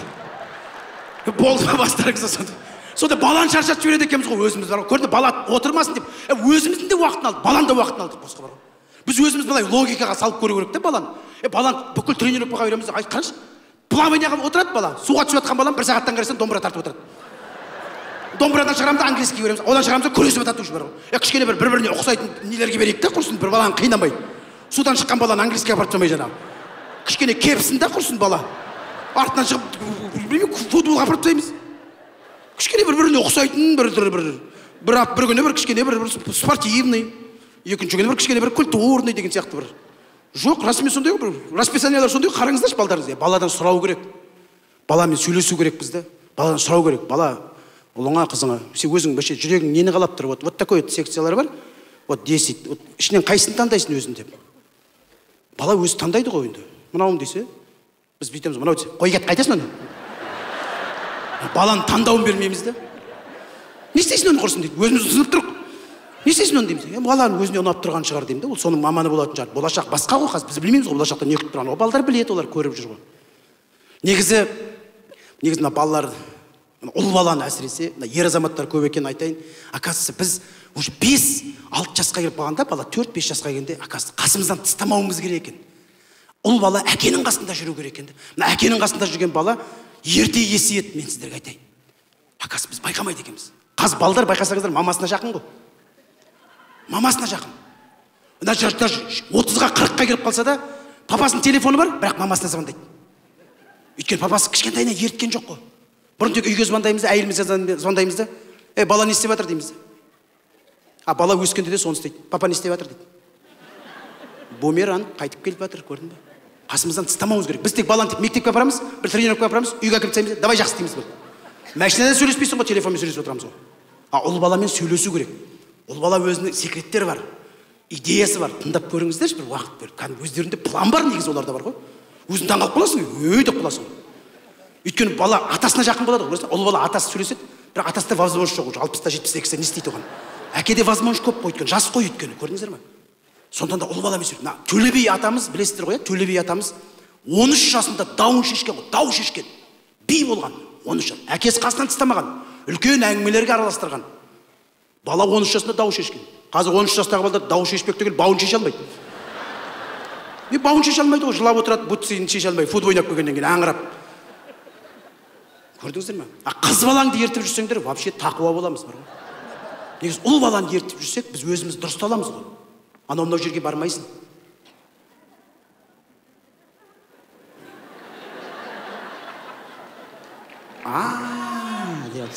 Қай жер еді деп жатсыздар ғой. Бір достарың звондап қалады, бір пиіп ішіп жатырық десең, баламен жүрмін дейсің ғой, көрдің бе? Бір жерге жүр десең, ұлыммен жүрмін дейсің, көрдіңіздер ме? Өзіміз дұрысталамыз. Ұл балаларды ертіп жүрсек. Сосын біздің қазақта мындай бар, дұрыс шығар енді, білмеймін, бірақ 4-5 жасқа келіп қалған, тіл шыққан, енді развивать еткен. Япония білесіздер ғой, 5 жастан бастап, 4 жастан бастап бұл балдарды развивать етіп жатыр. Біз 5 жасқа келген балаға не үйретеміз? Бір география үйретейік, білмеймін, бір әлем тарихын үйретейік, бір тіл үйретейік, океания, бір астрономия деген сияқтыларды үйретуге. Біз айтатынымыз мынандай ғой. Ұруың кім? Ең шығып жатқанда, ұруың кім? Ана бала ұруын айтады. Арған. Оның ішінде кім? Анау. Болдым. Басқа ештеңе сұрамайды. Молодец. Как будто 5 жастағы бар, басқа племяға қосылып кететін сияқты бар кәдімгі. Жоқ, ұру керек, дұрыс. Жоқ, бұрын енді жаугершілік заман болды. Қазір енді ондай заман емес қой, заман басқа ғой, тыныш қой, шүкір ғой. Енді бір ұруды енді 17-18 келіп қалған ұл баламызға, қызымызға құлағына құйып қоюға болады. Ұруың осындай болады, ертең бір туысқанымызбен құда болып қалып жүрмейік деген сияқты. Біз қазір аламыз 5 жастан бастап, ұруың кім? Ұруың кім? Үйге қонақ келсе де оятып аламыз, тұрай, ана айтшы, ұруыңды айтшы. Былай қарасаңыз, біз қазір ұруға қатты бөлінетін болды біз бар ғой. Мен байқаймын осы. Отырған жерімізде сразу тек, сен ұруың кім деп. Керемет общение ұстап отырасың. Бір керемет қонақта отырасың да, бір кезде ұру басталады. Кетті бөліну. Сен ұруың кім? Мен ұруым сондай ғой, мен нағашым екенсің ғой, сен ұруың кім? Ол қай жүрсің деп үшеуі, одан сайын түсіріп тастайды ғой үшеуі. Сен ұруың кім? Мен ағам екенсің ғой, мен інім екенсің ғой деп бір-бірімен ана. Сен оның ішінде сенің ұруың адам жоқ болса, бітті, сен жалғыз өзің аласың, қарасың. Оған дейін нормально общаться өтіп өттің, бар жерде айды жоқ, ешкімге керек емес, отырасың просто. Арасында қарап қояды, тамақ алып отыр деп, иә деп құнды қаласың. Ұруға бөлінеміз да. Өзіміз негізі ұруға дұрыс шығар бөліну. Бірақ орнымен бөліну керек те. Біз қалай? Біреу әлем чемпионы болса, о, біздің ұру екен дейміз. Біреу олимпиад чемпион болса, біздің ұру дейміз. Біреу әкім болса болды, біздің ұру екен деп. Ана әкімге выход таба алмай, біздің ұрудың адамы екен ғой деп жаңа. Біз неге сол ұрудан боламыз деп көрді. Сондай жағынан пайдаланамыз да, жұмысқа алып кету үшін, алып кету үшін. Пайдаланамыз ба, дұрыстап пайдаланайық ұруымызды. Жақсы жағынан пайдаланайық. Қаншама адам қазір, білесің бе, қазақ халқы, қаншама адам үйсіз жүр. Көмек сұрап жатыр. Каспий голдқа ақша жинап жатыр. Сол адамдардың ұру жоқ емес бар ғой. Бір ұрулар жиналып, давай мына біздің ұруымызда бәленшенің үйі жоқ екен ғой, алып берейік деп жатыр па? Жоқ. Ауруханада бір адамымыз біздің ұрудан ауырып жатыр екен, операцияға ақша сұрап жатыр. Қайдасыздар, ағайын осындайлар, жиналайық деп жатыр па? Жоқ.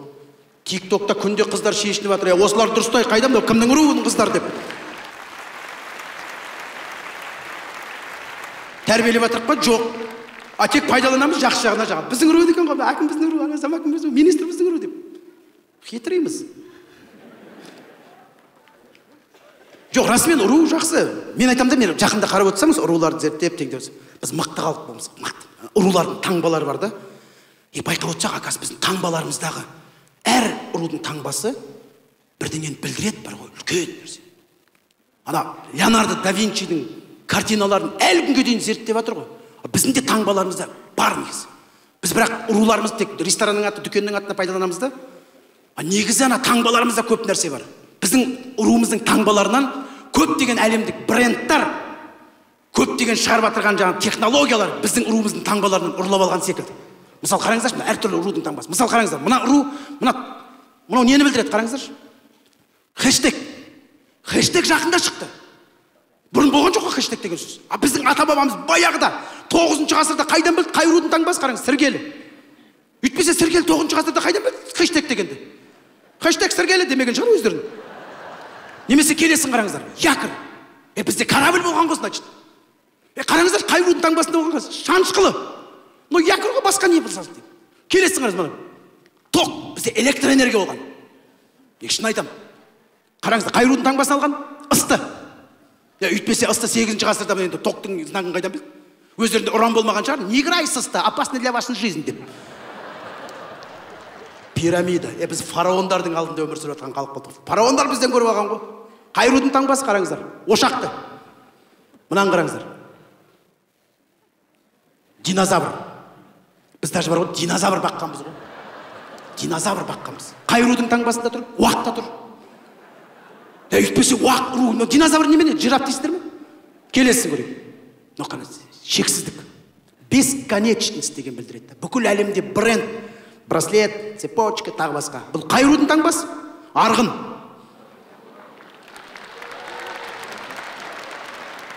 Келесі. Дүрбі. Но білесі дүрбі деген жұлдыздарды қарайды. Бұл қай рудан алып алған қараңыздар? Алтын деген руд. Самолет. Бізде самолет. Самолет 1912 жыл шықты. А бізде білесіздер ме 10-ші ғасырда Байбақты руында. Но самолеті мен немені деймін да вообще таңғалам бар ғой, не деген мықты болған деймін да. Келесін қараңыздар. Мынаны қараңыздаршы. Мынау деген американцы айтты ғой, мужчина, женщина дегенде мы придумали. Какой там вообще 7-ші ғасырда алаша. Келесі. Мынау енді білесіздер, жолда тұратын белгі ғой, только вперед деген. Білесіздер, қай рудың екен, я? Встречный жоқ, налево направо жоқ. Бір рудың өзі де сондай, мысалы. Адай. Келесі. Плазменный телевизор. Японцы айтты, плазменный телевизор мы придумали. С приставкой. Какой там бізде вообще? Сары үйсінде болған вообще 4-ші ғасырда. Келесі. iPhone, Apple компаниясы. Ана сыртындағы беспроводной чехол, 0, астында сызығы бар. Мы придумайдық, беспроводной. Ол вообще баяғыда 11-ші ғасырда вообще. Албан руындікі. Мынау не деп ойлайсыздар? Мынау сим-карта алатын телефон, сим-карта алсын. Даже осыған дейін бізден алып алған ғой. Қай рудікі? Найман. Двухсимочный деген білесіз. Двухсимочный. Даже оған дейін бізден алып алған ғой. Суан. Бәрін бізден алған бар ғой, мысалы үшін. Мен сіздерге айтайын, даже бар ғой. Әріптердің өзін бізге айтады, біреулер айтады, сауатын аштық дейді, көрші елдер айтады. Сауатын аштық қазақтардың әліпбері какой там бүкіл әріптердің барлығы біздің руларымызда болған уже таңбалы. Шеркеш, у, ысық, тана, п, қоңырат, з, жаппас, т, жағалбайлы, о, табын, о, дулат. Мына екі о жайдан жай кездесіп тұрған жоқ. Кезінде қазақ даласында 3 ру бірігіп то ашқан. То ипы дегенде бізден шыққан қозын ашып бар ғой. Негіз мықты болып тұрып қой. Кеттік дальше. Керей плюс, кете плюс, 4 қара плюс. Главный бізде минус болмаған вообще. Бәрі плюс болған. Вообще негіз бар ғой, қазір ұруларды айта берсек көп қой, шүкір. Таңба да көп, айта берсек таң атады. Біздің таңбаларымыздан бір көп нәрселерді алып алған бір. Бүкіл әлем. Біз негіз мықты қалыппыз. Біз да балдарымыздан ұру сұраймыз. Бірақ мен жақында эксперимент жасап көрдім, я. 83% бала білген жоқ. Нені? Біз балдарымыздан ұруымыз сұраймыз, ұлтын сұрамайды екенбіз ғой. Ұлтын сұрамайды екенбіз. Қазір үйден барып сұрап көрдіңіз балдарыңыздан. Ұлтың кім деш? Балдардың көп айтады, что еді дейді. Ей, ұлтың кім десем? А, дейді. Сен кімсің десем? Ерасылмын дейді. А Ерасыл кто десем? Мужчина дейді ғой. Көрдің бе? Үйде балдарымызды да үйде өсіп қалған балдарымыз, қыздарымыз. Ұлтың кім? Қазақ. Сосын бар ұруын үйрету керек секілді. Барлығымыз жиналып, бірігіп, көк байрағымыз желбіреп, әлемдегі қазақ елі деген ел болайықшы. Жасасын.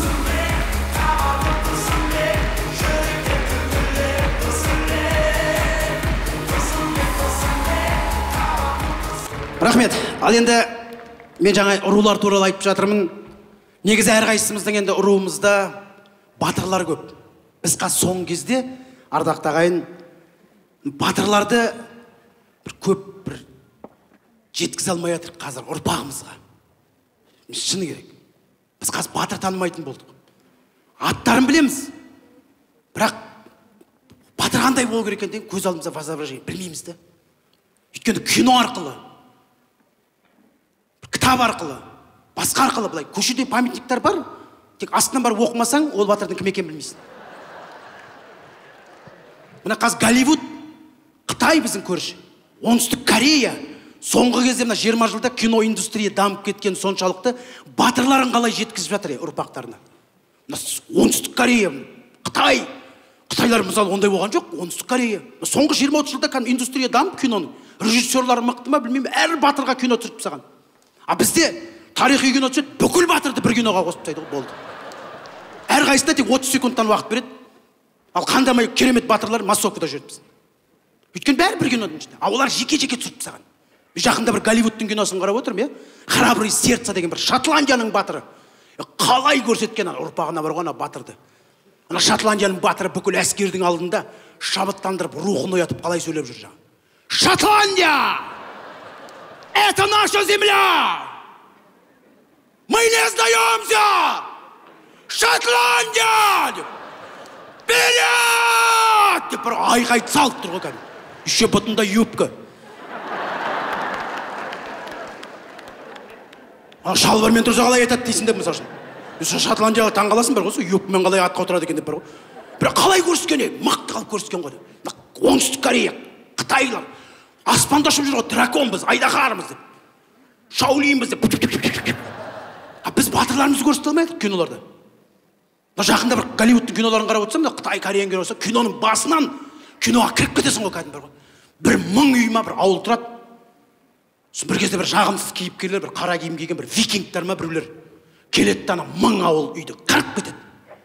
Еркектерін өлтіріп, әйелдеріне деген істеп, балдарын отқа лақтырып, ауылды өртеп кетеді. И обязательно арбаның астында бір 7 жастағы бала тірі қалады. Сол шығады да бүйтіп қарайды ауылға. Я отомщу дейді. Атқа отырады.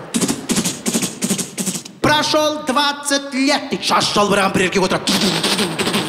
Сразу білесің, о, мынау главный герой дейсің деп. Кино бойы соны аңдып отырасың. А бізде деймін де, бізде қазақ кинолар бар деймін де, бізде бәрін жаман деп айтпаймын бірдей. Бірақ бізде массовказ ба, ақшаз ба білмеймін. Бір 3 үй тұрады қазақтың, 3 киіз үй. Бір үлкен ауыл қыста болады ғой, жоқ 3 үй тұрады. Сосын бір 20 жоңғар шауып кетеді. Мен кей кезде ойлаймын да, осы жоңғарлар қайда кетіп қалды деймін де. Осы біреулерге мақтанып осыларды жеңдік дейін десең, жоқ бар ғой ешқайсысы. Хотя бір семья қалу керек қой деймін да, мысалы. Хотя бір арбаның астында бір бала тірі қалу керек еді ғой біз. До конца қырып тастамаған шығармыз бәрін бір ғой. Өзі жоқ халықпен соғыса бергенде күшті, жыл сайын кино түсіресің. Рақат қой, ешкім претензия айтпайды. Сол 20 жоңғар шауып кетеді. Ана 3 үйді қырады, еркектерін өлтіреді, әйелдерін атын алдына салып алады, балдары әкесін құшақтап жылап қалады. Бірінші кадр бітті, екінші кадр бізде. Бізде режиссерлар кішкене жеткізе алмайды. Өй деп отырасың да. Бір киіз үйдің ішінде қазақтың ханы бар, батырлар бәрі отырады. Бәленшенің ауылына жау шауыпты. Сондағы 3 үй. Өшімізді алуымыз керек дейді. Басынан ана жоңғарға деген бір қаның қайнап отыратын моменттер жоқ та бізде. Ана Кореяның киносын қарап отырсаң, батырларын алтынмен аптап, күміспен қаптап, қалай қылып көрсетеді деймін да, мысалы үшін. Көрсетіңше бір фотосы бар. Қараңыздаршы. Алтынмен аптап, күміспен қаптап. На самом деле мындай болған жоқ. Негізі мынандай олардың түрлері бар ғой, кезінде болған. Бірақ киноға қалай көрсетеді деймін де, алтынмен аптап, Кореяның батыры болғым келіп кетеді. Бір киносын қарап отырсам, батырларын қалай көрсеткен дейді. Аттың үстінде атта күшті енді бір. Кореяның батыры бүйтіп келе жатыр. Ана экран алдында отырған ұрпағына біз жеңілмейтін халықпыз, біз мықтымыз деп жеткізген ғой, көрдіңіз бе? Ана киноны көріп отырып, айдаладағы мен кіріп кеттім киноға. Бәріміз кіріп кетеміз, киноға. Кореяның батыры шауып батыр. Бір кезде бір оқ дейді садақтың.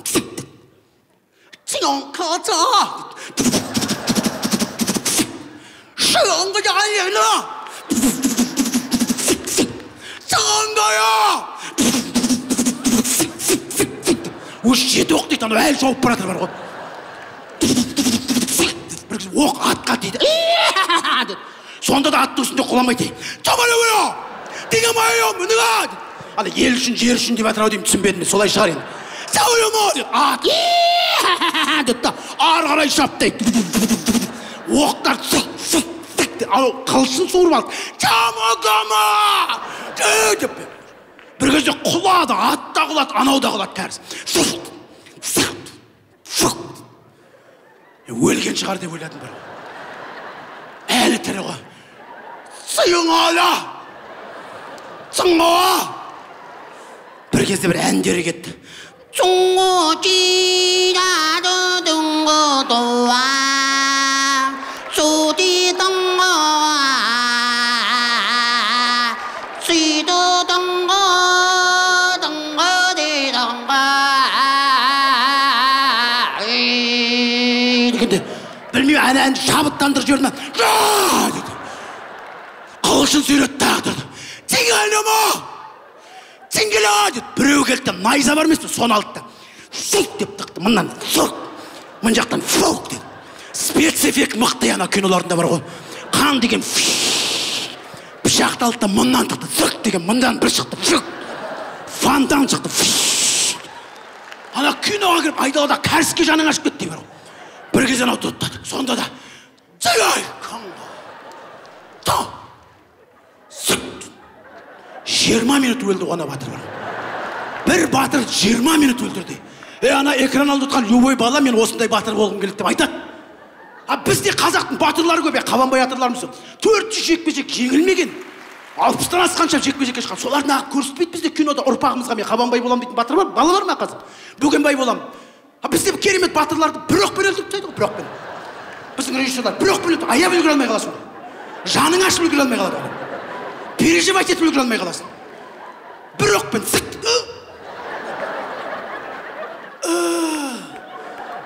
Трың-тың-тың, трың-тың-тың-тың, трың-тың-тың-тың, трың-тың-тың-тың дегенде аспанда бұлт көшіп жатады. Трың-тың, трың-тың-тың.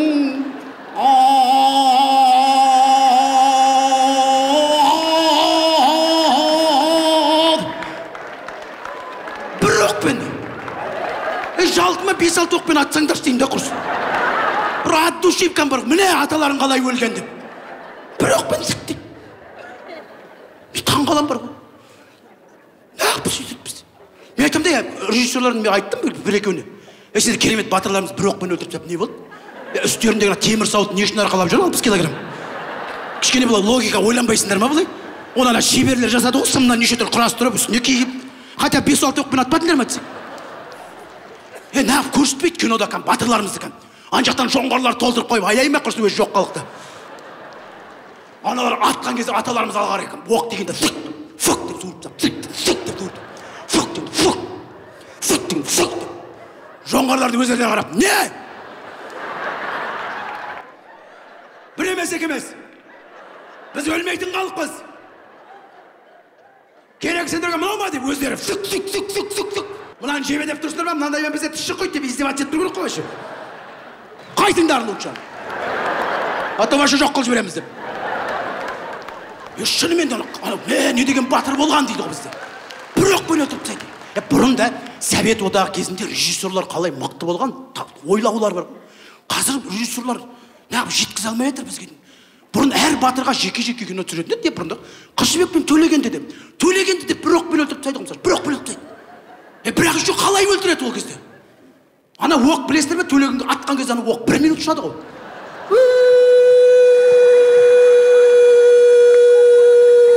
Деп батқанда біз телевизор алдында уайымдап отыратынбыз. Тек бітпесе екен, ана оқ тек бітпесе екен деп. 1 минуттан кейін бар Төлегеннің арқасын седі. 4 аққа ұшады деді әйтеу, спецэффект бар. Негізі логикаға салып қарасаң, егер ана оқ 1 минут ұшатын болса, Төлеген өзі бүйтіп жатырып, ана звукты естіп, артына қарап, что-то маған ұшып жатыр ма деп бүйтіп. Маған сияқты ғой деп бүйтіп артқа кетіп қалса, ана вау деп өтіп кетеді негізі. Бірақ находка қандай дейді. Бұрын Совет одағы кезде қалай жеткізді? Баян батыр киноны көрдіңіздер ғой, туған інісі қалмақтың қызымен қашып батырған кезде бүкіл қазақтың намысы, қазақтың жігіттері қызбен қашып батырған не істеп, інісі болса да жүгіріп барып қызды атып, інісін де өлтіріп тастайды. Сонда ашуланып ана жоңғарға қарсы өзі шаппай ма? Өзі шауып барғанда жеңілеміз деп отқан әскері Баянға еріп, ана қалмақ жоңғарын бітшін шығарып, бірақ бірінші Баян барғанда Баян батырды қалай өлтірді сонда? 20 жоңғар қоршап алып, найзаға түйреп, төбеге көтеріп алғанда режиссердің находкасы. Сонда Баян батыр найзаның үстінде осылай тұратын ерлікпен. Қазақ елі деген кезде барған киноны ішіне кіріп кете салайсың. Қолыңа қылыштау болып. Қазір неғып сөйтіп жеткізе алмай жатыр. Қылыштасқанын көрсеңдер қазір киноларды, біздің батырлардың қылыштасқанын көрсең күлесің бар ғой. Ана кәрістер, Голливудтағылар, ана батырлар, самурайлар секілді бірдеңелерді істеп алып, арттарынан найзаны лақтырғанда фук дегенде тигенде 4 метрге фук деп ұшып кетеді. Бізде батырлар әлі мынау пычың. Еще олазда еще ана қылышты қолтықтың астына тығып алады айтсаңдар пычың деп. 22-21 ғасыр ғой кіргізсеңдерші деймін да қолтықтан сарып кетеді ғой. Ана батыр бірдеңе айтайын деп отырса кинода ойнап отқан актер. Қолын көтерейін сені қылыш түсіп кететінін біліп отыр уже. Қолын көтере алмай отырады бүйтіп. Деп. Сонау 90 жылдардағы Александр Троя деген киноларды қалай түсіптен қазір 23 ғасыр жыл ғой деймін де. Арада 30 жыл өтіп кетті уже. Бір спецэффекттерді қосып экран алып тұрған балдарымыз қызу керек. Мен осындай батыр боламын, осындай батыр. Тағы жеке-жеке кино түсірмейді батырларға. Жетеді ғой. Батыр көп бізде. Хандар, батырлар, не бір жағы билер, әулелер. Ана Сулейман Сұлтан түріктің киносы. 500 сериал. Бір адамға 500 серия. Біз уже Сулейман былай түсіп, қатын бала шағасын кім көршісі бәрін білеміз уже. Ағайын туысы, құда жекжаты, любойын танисың ғой. А бізде батырдың бір өзін ғана білесің. Байқайсың ба? Сосын біздің батырларда вообще семья жоқ қой. Бала шаға жоқ қой вообще кинода. Үйі жоқ батырдың вообще. Бір батырдың үйін көрдіңдер ме вообще негізі кинода? Бір батыр вообще киімді ауыстырмайды ғой, бір киіммен бастан аяққа жүреді ғой соғыс өлгенше. Бір үйде адамда бір домашний киім, бір былай соғысатын киім, жұмыс істейтін киім деген болады ғой. Бізде бір киіммен бүкіл бастан аяққа жүреді ғой, шешпейді ғой сауыттарын. Расымен сондай. Бізде махаббат жоқ вообще кинода. Интрига жоқ. Интрига деген, ай, осау сатқын. Ай, осау деп до конца киноға деп отырып, ондай жоқ бізде. Біз сразу білеміз. Анау сатқын, анау өлтіреді, анау жеңеді. Тек до конца көріп тұрсақ не болады екен деп. Ана ақша қайда кетті екен деп, соны қарап отырамыз, болды ғой. Махаббат жоқ қой бізде. Махаббат жоқ, любовь жоқ. Ана Голливуд, Қытай, Кореялардың киносын қарап отырсаң, батырмен қоштасады ғой. Үй іші болып. Ночь болады специально. От жанып тұрады. Батыр кәдің үйіне келіп, ұл қызына өсиет айтып кетеді. Біздің кинода вообще батыр мен қызының арасында вообще диалог жоқ қой. Бір қызын еркелетіп отырған батыр көрген жоқ. Ұлын еркелетіп отырған, ақыл айтып отырған. Вообще жоқ бізде. Біздің батырлардың бәрі тек үйге көріп кетті. Ет сал! Бір кілең аш деп ойлай ма білмеймін әйтеуір. И так понятно ғой ет салынатыны. Бізде вообще әйел адамдар, әжелер дегендерді кинода, бір тарихи киноларда бір жағымды рөл жоқ қой. Ақылды ана баласын мәндайын сипап отқан, еркелеп тұрған қыз, жаңағы шаш ұштарындағы шашпаулары сылдығырлап жүрген. Бізде бір әйел адамдардың образдары қатардан отырысып қайтты. Ойбай, құдай-ай, ой, деп бір аңыратып қояды әйтеуір ғой. Бір 24-те 7 соғыспаған шығар емес енді құрсын бір. Ана Голливудтың киноларын қарасаңыздар, мен сіздерге айтайын да. Яна батырға сүйсініп отырасың ғой. Отбасы бар екен, ұл қызына деген махаббаты күшті екен деп бар ғой бүйтіп отырып. Кино бастаған солай ғой.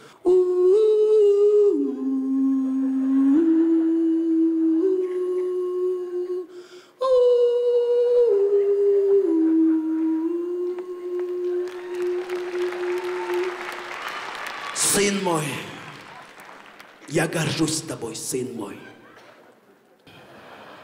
Если я не вернусь, смотри за сестрой, за мамой смотри. Всегда запомни мои слова. Алехандро.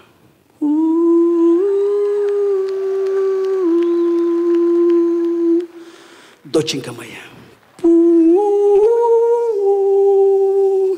Не плачь, доченька. Папа вернется. Я вернусь. Мы поиграем в нашу любимую игру. Не плачь, доченька, Елизавета.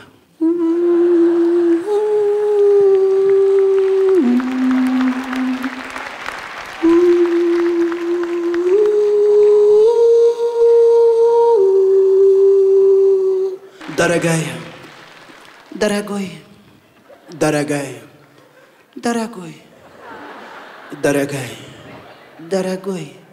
Дети, идите поиграйте. Сондай бір моменттер болады да, олсыз болмайды ғой кинолар әйтеуір. Тыптың жоқ қазы ғой сол моментте жеген. Біздің батырларда үй жоқ, тым жоқ қорақат. Бізде киіз үйдің ішінде отырады. Алтай мен Атыраудың арасы қазақтың жері. Білектің күшімен, найзаның күшімен жерімізді қоршап қалайық. Аттан қазақ, аттан дейді. Аттар бір қарасам соғыс алаңда жүреді.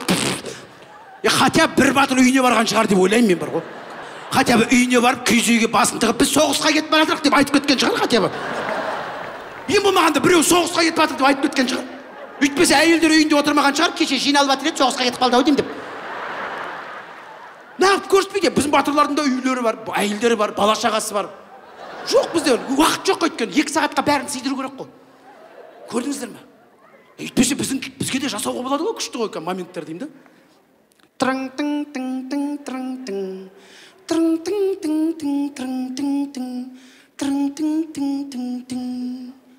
Ұлым менің. Мен сенімен мақтанам. Бұл кең байтақ жер біздің ата-бабамыздың жері.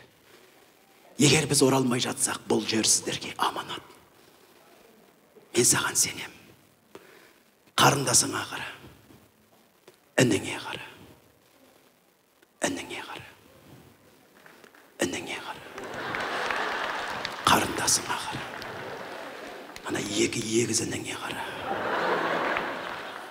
Кішкентай қарындасыңа қара. Бізде бір екеу емес қой, шүкір ғой. Анаңа қара. Мен саған сенем. Мен сендерді жақсы көрем. Ұлдарым, қыздарым. Барлығы сіздер үшін. Барлығы осы ел үшін.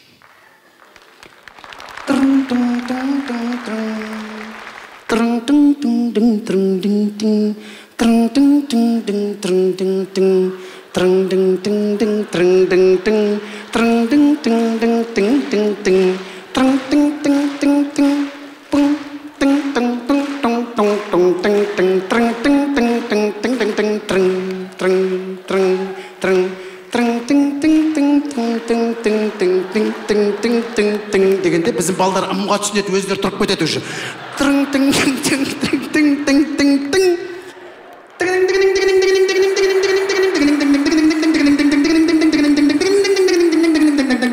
Дегенде әйел орамалын шешті. Күйеу артынан дегенде ар жерден 4 аққа ұшып кетсе түсінеміз уже.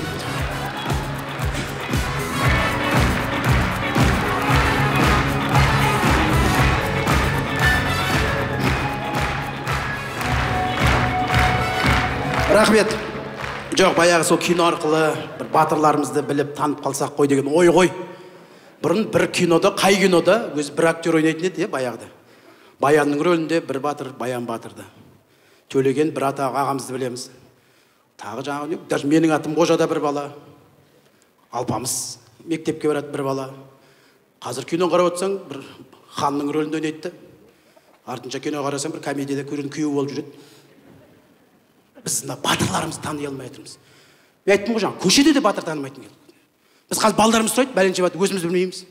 Қасым сіздерге көрсетейін, мысалы көріңіздер, мынау қай батыр? Немесе мынау қай батыр? Мынау қай батыр? Мынау жанағы батыр. Өшіп ұтып қалып жатырмыз, мынау қай батыр? Біреудің астын жазуын қалдырған бәрін Қабанбай батыр деп жатсыздар. Ал мынау қай батыр айтыңдаршы? Осыны бәрі біледі, бүкіл балдардың бәрі біледі қазір. Футболка, мультфильм, киносы керек па, тағы басқасы миына құйып тастаған. Біздің жерімізде қазір ана біздің батырлар емес, мыналар қорғаған олар үшін. Міне мына батыр мысал үшін. Бэтмен, мына батыр мысал үшін. Капитан Америка дейді, мына батыр мысал үшін. Судың астында тіпті Аквамен дейді, судың астында дейін батыр тобы болған ғой қазір. Көрдіңіздер ме? Қазір осы балдар, осы батырлардың бәрін біледі, ал өзіміздің батырларымыздың қандай болатынын біз білмейміз. Өйткені батырдан айыра алмаймыз. Қазақтың киноларының бәрінде батырлар бірдей киінеді. Және бәрі бірдей сөйлейді ғой біздің батырлар. Білесің бе кинода? Дауыстарынан да айыра алмаймыз ғой. Барлығы сөйлеген кезде Алтай мен Атыраудың арасы біздің жеріміз. Бұл жерде ешкімге бермеуіміз керек. Сен не дейсің, Қабанбай? Сөзіңе қосылам, сөзіңе қосылам. Барлығымыз жиналып, бұл жерді жоңғарлардан босатуымыз керек. Райымбек, сен не дейсің? Мен де келсем. Олай болса батаңды бер. Ал білекті түр ағайын. Бәрі бірдей сөйлейді ғой. Мен ойлаймын да, не может быть деймін, бір батырлар бұндай болған шығар, ішінде бір батырлар деймін. Бір батыстың батырлар ма біздің? Неме қалмақ па, жоңғар ма, маған бәрі бар ғой. Қараңғы түскенше бар, қыртсақ та, бар көзін құртақ та, жоңғардың бітшін шығарайық деп отыратын біреулер болған шығар ішінде мысалы. Бір-біріне ұқсамайтын қылып нағып істемейміз, енді бәрі бірдей қылып тастағанбыз, сосын білмейміз. Көшеде ескерткіш көрсем бәрі аттың үстінде отырады. Бәрінің қолында қылыш, бәрінің қолында дуылғасы, бәрін бір. Как будто батырлардың бәрін бір заводта бір қалыпқа салып шығарып жатқан сияқты. нағып ерекшелендірмейміз деймін да. Бір батырды мысалы үшін былай қоймаймыз деймін. Ешкімге ұқсамайды. Қолында қыраны бар бір батыр. Болды. Басқа ешкім қыранын ұстатпайық. Кітаптан көрсек те, қайдан көрсек, телевизордан көрсек, қолында қыран бар ма? Осы батыр. Мысалы бір батыр мысалы қолында найзасы бар. 5 метр найзасы бар. Бәленше батыр. 5 метр ұзын найзасы бар. Біз түріне тиіспейік, атына тиіспейік. Қолындағы атрибуттар кішкене. 5 метр осындай батыр болған. Кезінде ана жоңғарларды шапқан кезде 5-еуін қатардан түйреп алған деп. Айналдырып шашлик жасап жүргенде қосып жүргенде бар. Қосайық та оны американецтер жоқты батыр қылып жатқан, барды батыр қылмай. Немесе бір батырдың арқасында 2 қанат қойып қояйық. Біздің батырларымыз ұшқанға арқалары болған ғой. Осындай батыр болған, арқасында қанаты болған өзін деп. Қоса берейік, бір батырлардың арқасында бір қасқырлардың 2 жақ қасқыр шығып тұрған. Біреулер вообще басқаша, біреулер иттермен, таза иттермен жүрген кинода біліп отыратындай. Біз де қай жерден көрсек те баламызға кім, мына найзасы бар батыр, немесе қыраны бар батыр, бірдеңе батыр, ана батыр ғой деп айтатындай балдарымызды болашақта ұмытпай ма деп ойлаймын да.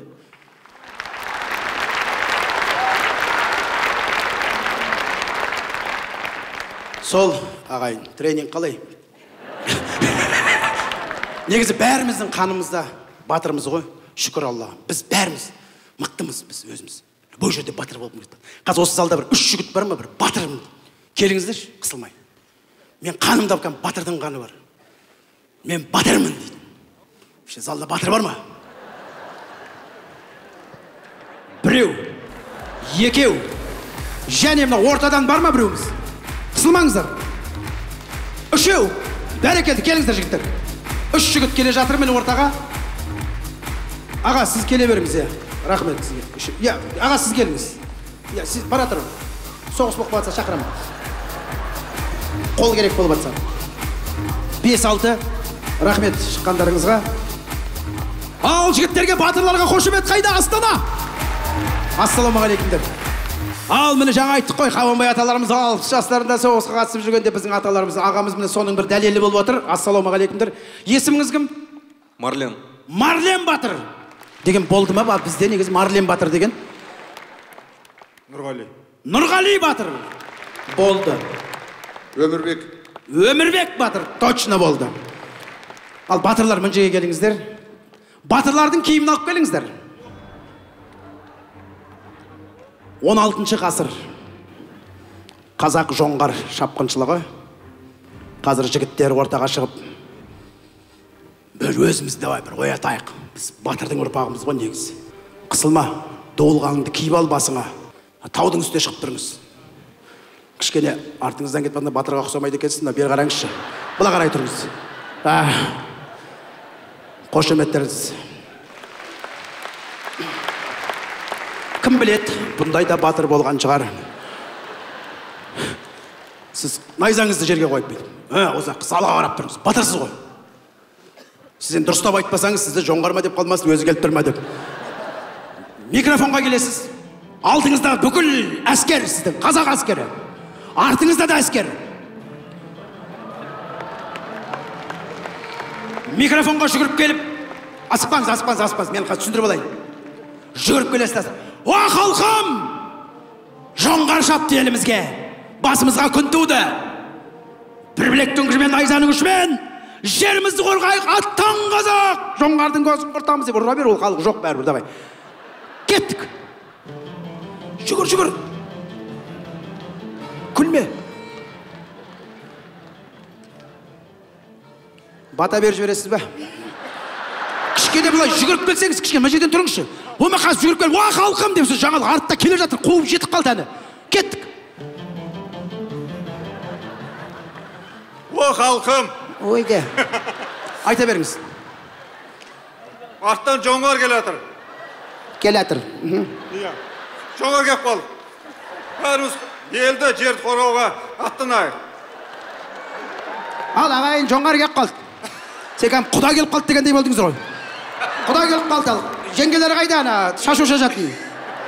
Бата беретін шал қайда?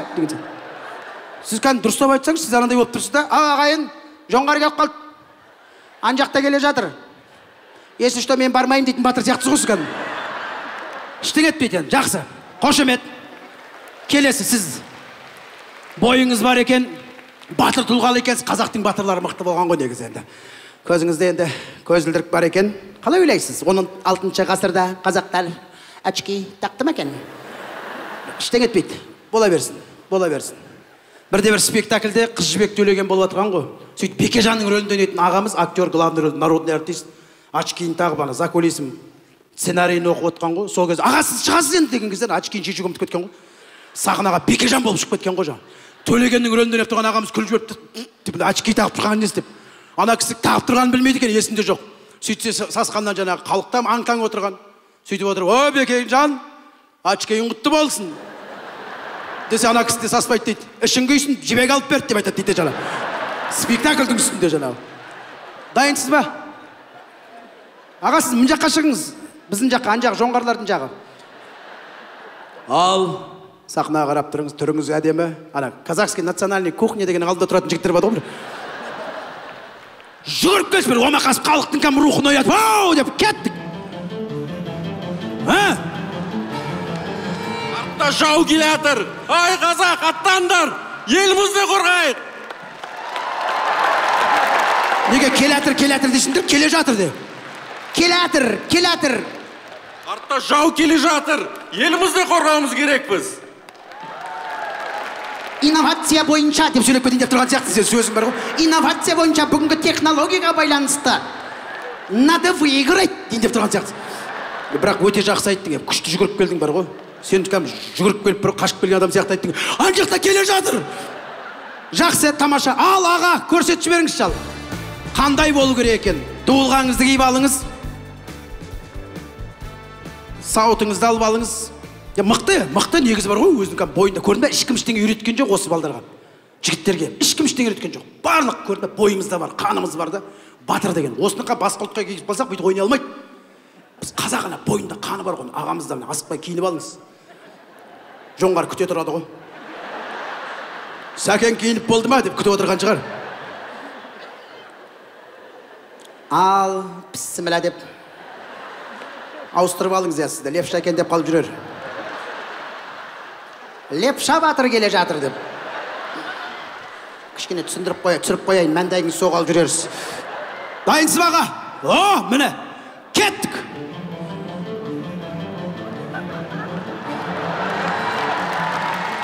О халқым, жау шапты.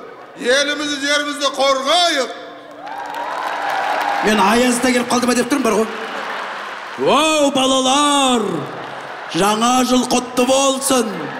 Келіп жеткен айдағар жылы деп. Сіз жақсы келдіңіз, бірақ ана жау кетірған айтыңыз, аязда кетіп қалдым бар ғой. Менің ақша қарымды көрдіңдер ма дейін деп тұрған сияқтысыз. Ана жерден жүгіріп келе салыңыздар. Ей халқым деп барып салыңыз. Сіз қорқытып жатсыз халықты. Өзі жоңғардан қорқып жатқан халықты одан сайын ей халқым деп. Кеттік. О халқым, жау шапты. Елімізді, жерімізді қорғайық. Қорғайық. Аттан. Бір айтып жіберіңіз. Аттан жау шапты. Барасыңдар ма? Теңдесті біраздан кейін. Рахмет, қошемет, жігіттер келіңіздер. Батырлар жыры дастаны бар, соны қазір біз бір жігітке табыс етейік. Сіздердің қошеметтеріңізбен әрине. Бірінші болып бастаған бізде, о, кімнің болып байды деген бір прикол бар ғой. Так, бірінші есіміңіз? Нұрғали Батыр. Рахмет, екінші бізде болған Марлен Батыр. Немесе үшінші болған бізде Өмірбек Батыр. Жақсы, жігіттердің барлығы бірде, ең бастысы бізде жеңімпаз емес, ең бастысы бізде барлығымыз батырлардың ұрпағымыз ғой. Аллаға шүкір. Аман болыңыздар. Сахнаға шыққанның өзі бір батырлықты білдіреді. Рахмет жігіттер, мынау сіздерге.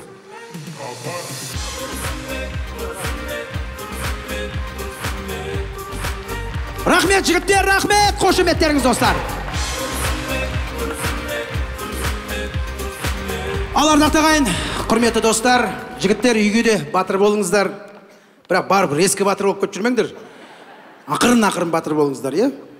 Ата үйге барып батыр болам деп жаңа жылда далада жүрмеңіздер. Маған звондап тұрмаңыздар, 31 болды, біз далада жүріп не істейміз деп. Кеше көшеден 3 батыр табылды деп. Ақырын батыр болайық. Қазір әйелдерге де айқайлау болмайды ғой, заң шығып жатыр ғой қазір да. мен батырмын деп, шынымен де біз батыр болуымыз керек. Қай жерде де өзімізді батыр дейік. Расымен қазақ бір-бірін батыр дейтін күнге жетекші. Батырым деп. Көшеден көргенде бауырым, родной деп жастар бір-біріне. О, родной қалайсың? О, деп братуха, брат дегеннен гөрі батыр деп сөйлейді де бір. Батырым. Қалың қалай? Ой, батыр. Ой, мынау қай үйдің батыры? Деп балаларға бізді сөйтеді. Ой, батыр келе жатыр. Ой, батыр төрге шық. Ой, батыр деп атын білмейтін болса, батыр дей береді барлығы. Қазір бұрында да әйелдер солай болған апаларымыз. Ой, біздің үйдің батыры ғой деп. Ол кез ағаларымыз реалдың батыры болып жүрді ғой. Батыр еді ғой кәдімгі. Көз алдына білмей жоңғарлар елестеп тұрамайды, вечно недоволен жүреді ғой. Бәрін қырып тастау керек секілді батыр болып жүретін жағын. Қазір жан дейді ғой, қазір жастар. Жан дегенде, жан дегенге никогда батыр бола алмайсың ғой. Жан дегенде, деп қаласың өзің бар ғой. Әйелдер қазір жан деп бүйтпейді еркектердің бәрі. Жан, маған көмектес, мынаны жуып тасташы дегенге қарасаң жуып отырады ғой. Сонда да қазір батыр деу керек деп. Батыр, ей, батырымыз келе жатыр, балалар, үй жинаңдар, батыр келе біздің деп. Даже мас болып келсе де бар ғой, батыр келді де шала өзі бар ғой, не істерін білмей қалды. Өйткені үйге батыр болып келіп тұр, біз осыған дейін мойындамаймыз ғой батырсың деп. Сосын ол постоянно төсін қағып тұрады. О, батыр келді деші, деп қалады. Батыр ұйықтайды десең, иә деп кетіп қалады, байғыз алдан қалады ғой қайтсын деп. Батыр десең қай жағдайда да бар ғой, өзі көніп қалады. Өйткені біздің қанымызда батырлық бар. Батыр ел аман болсын. Жасасын Қазақстан.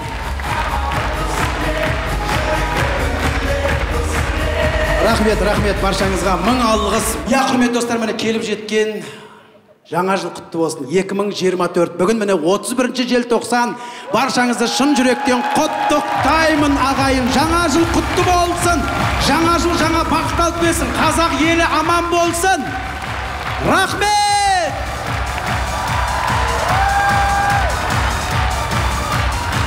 Рахмет, ардақты ағайын. Баршаңызға айтарым, я алдағы жылдары үйлеріңізге скорый келмесін.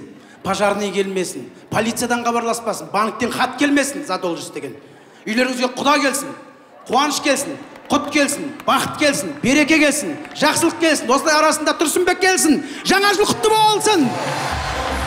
Еліміз аман, жұртымыз тыныш болсын. Рахмет, Астана!